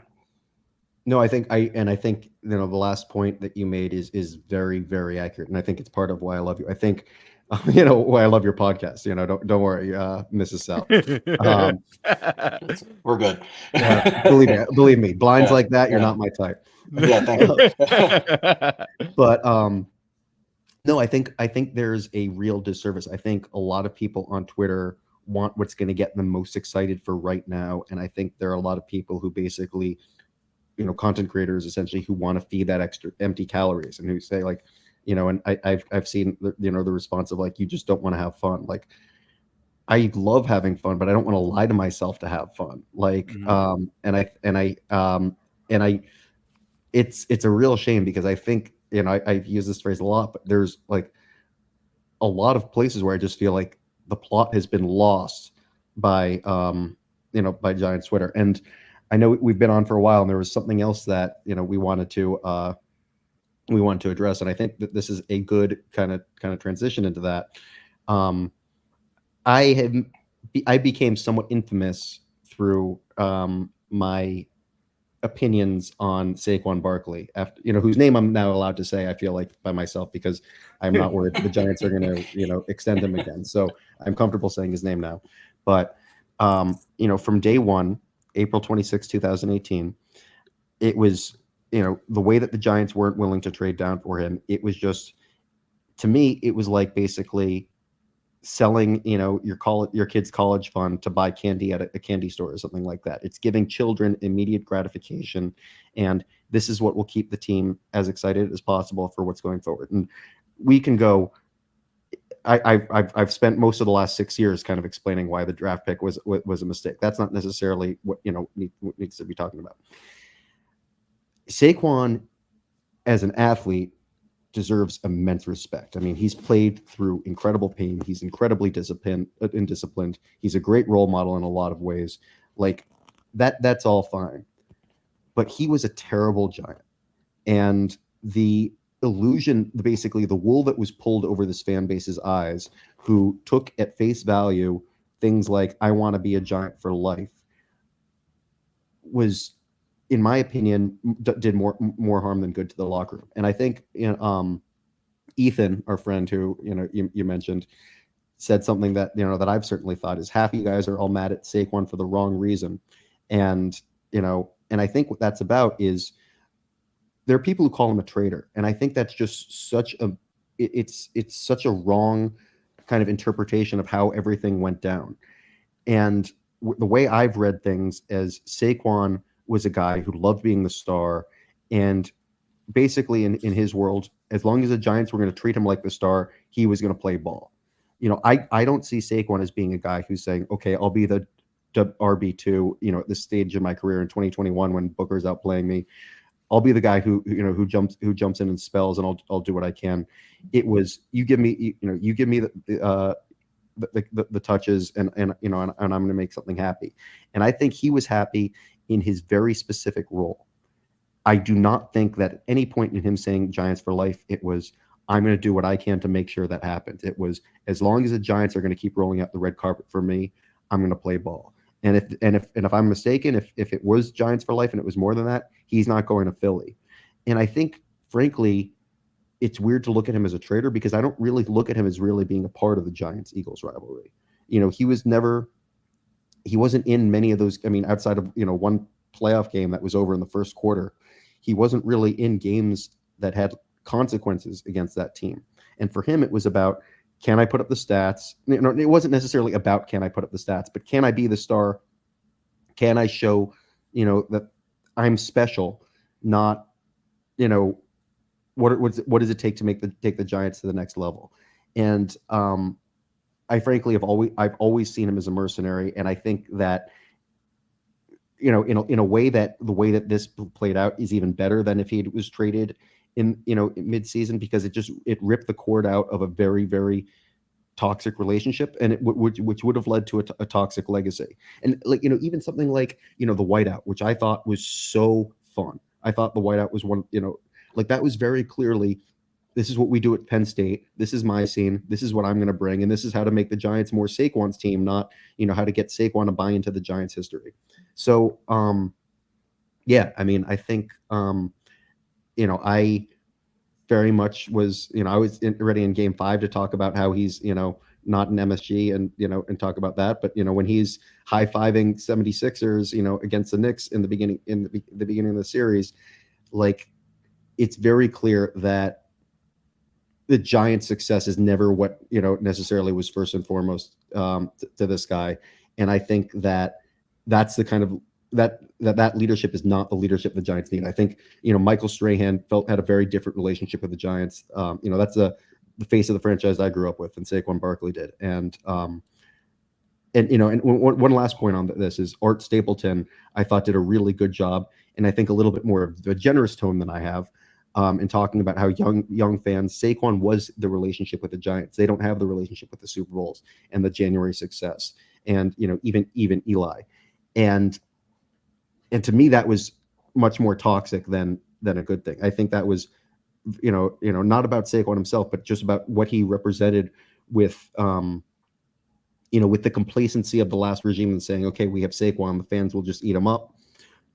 I think that, you know, I think that it's a benefit to having moved on from that. I guess I view Barkley a little bit differently than you. I don't think I experienced the highs that his biggest fans experience and the lows that others. The Barkley experience for me as a fan is very transactional. As are essentially most players at this point in my life, as you know, as a football fan, as a sports fan in general. You know, there are a handful of special players, right, that I remember. Like, I grew up a Mets fan. So guys like, I watched the '86 team win a World Series. So guys like Darryl Strawberry and Doc Gooden, Keith Hernandez and Gary Carter, they hold a special place in my heart, right? And they're legendary because they walk down the Canyon of Heroes. Lawrence Taylor on the Giants, obviously Eli Manning, Michael Strahan. Those teams they're above reproach in many ways to me. The Saquon Barkley era to me was one where I don't blame the young man for being to being drafted to a dysfunctional organization. He was absolutely worthy of a high first-round pick by somebody. You know, you saw Bijan Robinson just go 7th overall. You can argue whether it was worth it or not, but, you know, players like him do get drafted early. It shouldn't have been to this organization. right? I mean, that's obviously true. Like they had no business taking him. They should have either taken a quarterback, or I was team trade down that year. I wasn't sold on any of the quarterbacks at the time, and I thought I was still very much an Eli truther. And I thought he's got one more in him. But still rebuild. I never thought the right decision was taking a running back. But anyway, the organization did a terrible thing for themselves, but also for him, because he deserved to go to an organization that had a chance to win within his rookie contract, and he never had that opportunity as a playmaker who generally, in his position, has a limited lifespan, right? I mean, his elite ability on the football field was one that would translate at a high level for maybe 4 years, maybe 5 years tops, something like that, right? And he deserved to be on a better team, and that didn't happen. That wasn't his fault necessarily. But beyond that, to me, it was very transactional. He's a good football player, but even the best running backs, the most impactful running backs on a team and then a roster that's not completely well structured outside of that player have marginal impact on outcomes of games, unfortunately, right? He could be playing the best, most incredible football. It doesn't matter because he's dependent on other factors being in place, and he can't make up the difference by himself. So it was always transactional to me. And where I didn't like some of the stuff with Saquon, and I don't know if this is necessarily his fault, was just that there was so much put on his shoulders. Like, you're the leader of the team. You tell us what direction we should go in. You coined the phrase Vanilla Vic, which I'll never forgive him for. But you tell us what to do, and the locker room looked to him. Now, to be fair, the reason he was put in that position was because we didn't have a quarterback who could do it. Right? I mean, that's the reality. The role he took on was as a surrogate parent to a locker room that had a missing adult in the room at the quarterback position. As a kid coming right out of college, which, to the actual adults with families in the locker room, like, as clean cut and, as impressive as Saquon was, what kind of message does that send? Like, now learn from this kid who, who's never played a down and already talking about, what his legacy is going to be when it's all said and done. So I think it was a dysfunctional relationship in the sense that the Giants put way too much on him from the day they drafted him, where they took him, what they expected him to be, and the role in the locker room. Like, your running back should never be that person in the modern NFL. He should not be the leader of the locker room because he cannot impact the game. As good as he is, right? As great as he can be, he cannot impact the game the way a quarterback is supposed to impact the game. He's not supposed to be that person out there doing what he was forced to do. So to me, the whole process, the whole relationship was flawed from the get-go. I never understood why he would stay here. I never understood why they wanted to keep him. It was always dysfunctional. At the end of the day, it's a business. A player deserves to make as much money as he can possibly get from the highest bidder. He got the highest bidder money, and he moved on. I don't know about that. I think I'm almost positive after taxes that he'd be getting more in Houston. Obviously, out of the NFC East market. I don't know what they were willing to offer him. I'm not sure. I don't know if those reports were clear about what they were willing to offer him. I know there were rumors, but let's just say he got up there, right? But there's a big difference also in taxes, though, between Texas and of course, Pennsylvania. Yeah. I mean, there's no state income tax versus that. I understand that, but there's also the factor of he has children. He lives in New Jersey. Mm-hmm. These things matter, right? Like, I mean, when you at a certain point, like if I was offered a job in 3 hours away by plane, and I could make a little bit of extra money, but I have to be away from my family, probably not going to take that job, right? I mean, it has to be something dramatic. So. Again, I don't blame him for going to Philadelphia. Now, the rumors are he wanted to be part of the rivalry on the other end of it, and that's fine.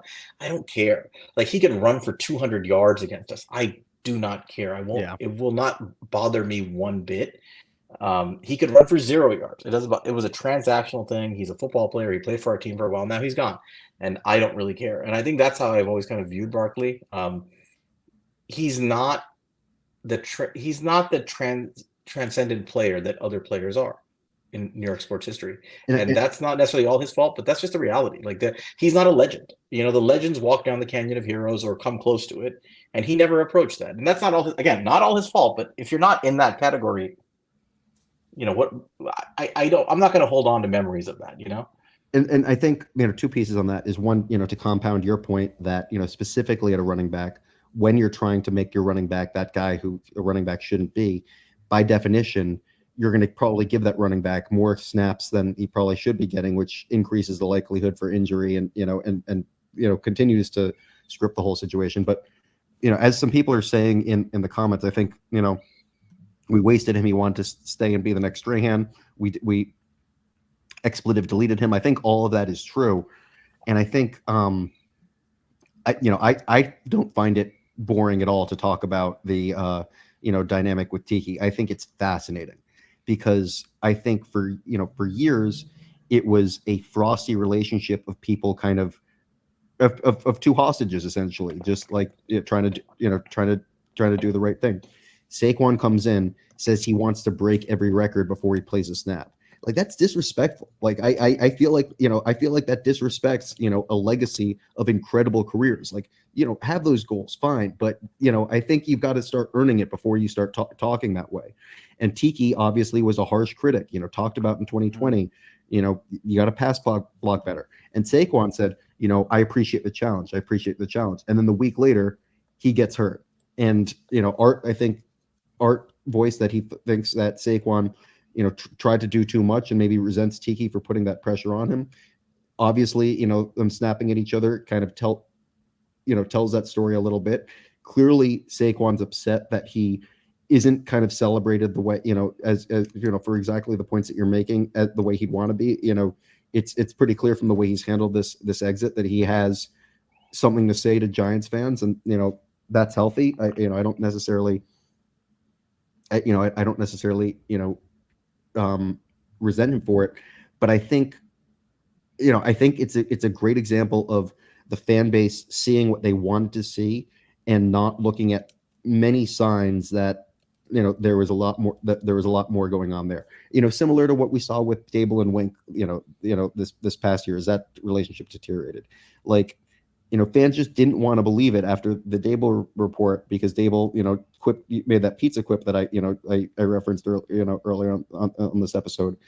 Glazer's not making things up, like, and that's when we talk about where Twitter loses the plot, like, guys. Like, Art Stapleton didn't call out Dexter for being emotional because, for not having that conversation, because Art felt bad that he didn't get, an interview. Like, the conclusions that people make are seeing things that aren't there and not seeing things that are there. Man, I don't know. I'll also add on to the Saquon thing. If you are which was a lot of fans, not everybody, but a lot of fans, if you were one of the fans that didn't think that the Giants should give Saquon at 27 years old a major extension, then why aren't you happy that he signed a major extension within the division with a team and got paid? Like, if you thought that's a bad team building move, then why aren't you happy that somebody in your division made a bad team building move? Like, why do we care that it came from our team?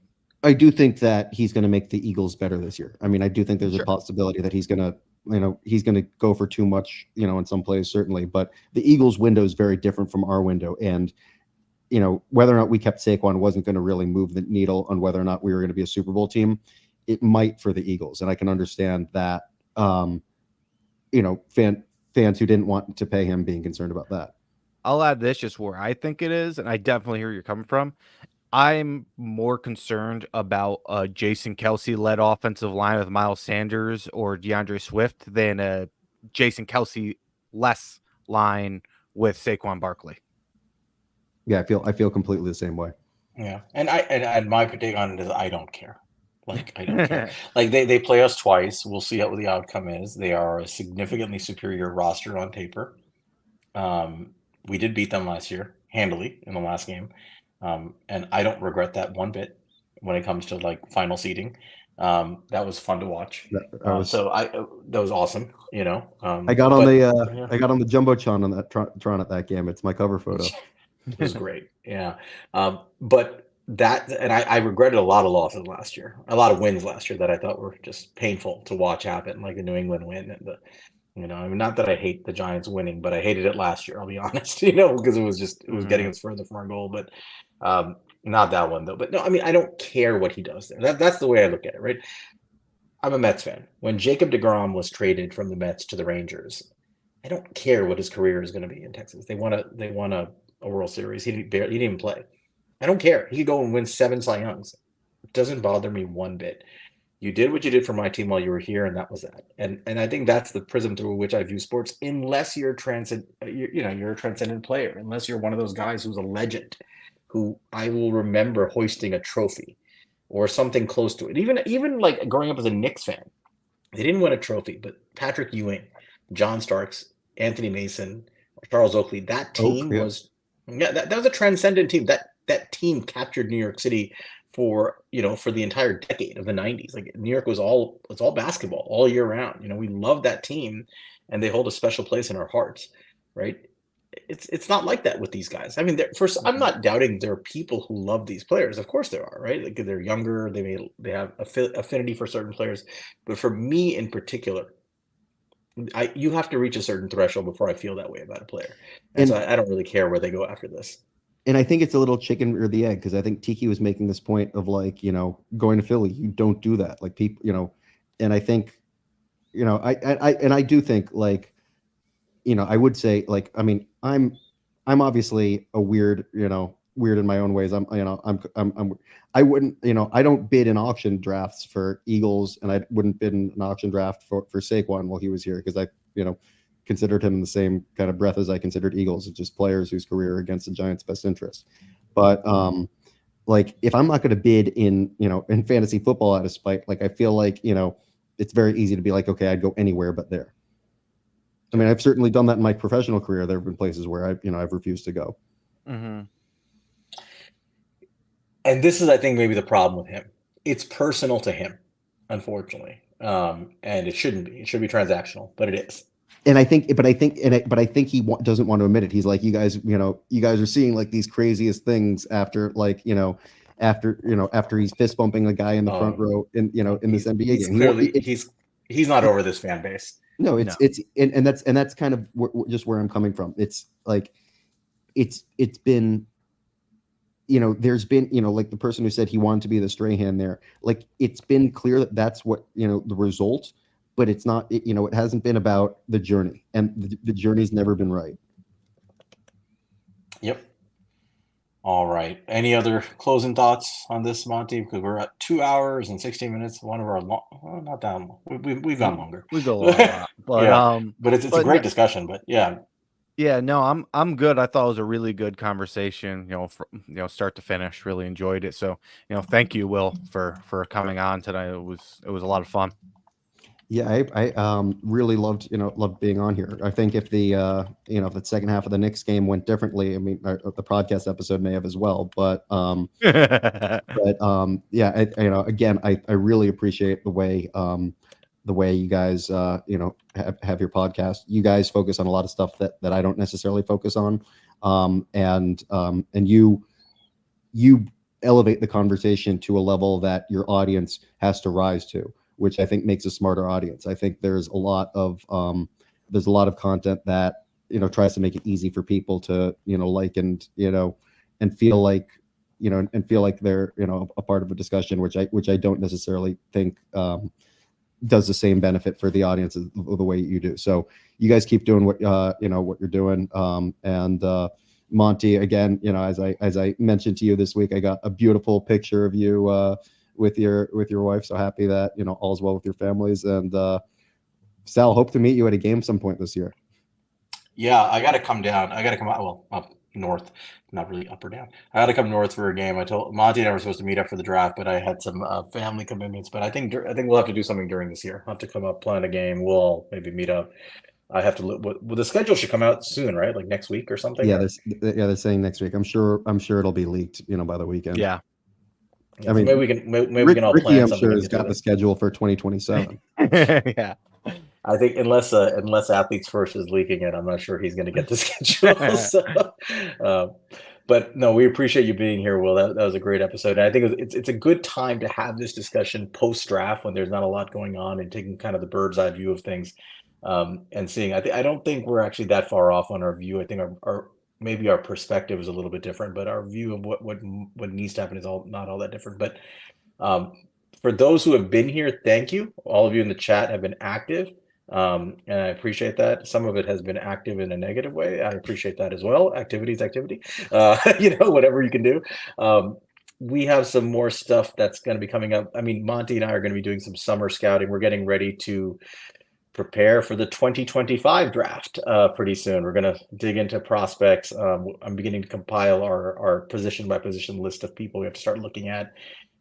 We're taking lessons that we learned from Matt Waldman, for example, into account in our review process for wide receivers, tight ends, quarterbacks, and running backs. And before we dig into all that, we're gonna do a few more Giants related things. So thank you guys for being here. If you don't follow us already, follow us at He's a Giant Pod on Twitter. You can follow me at Queens_guy, Monty at MONTECRI5TO. And Will, can you, what is it? Is at 20 and Yeah, go ahead and spell it out. TWENTEE7, like the number 20, but with a couple extra E's in there. Give Will a follow to hear, really good thoughts about running backs, in general, especially. But we appreciate you guys. Any closing thoughts from anybody before we shut this down? Like Sal said, we'll do a few more Giants things. We're going to try to get to the UDFAs. We haven't fully gone through those, but we're going to review those at some point for you guys. So keep a lookout for that. But that's all I got. With that, that's an episode. Thank you guys. Hope you guys have a great week. Go Giants. Go Giants. Thanks, guys.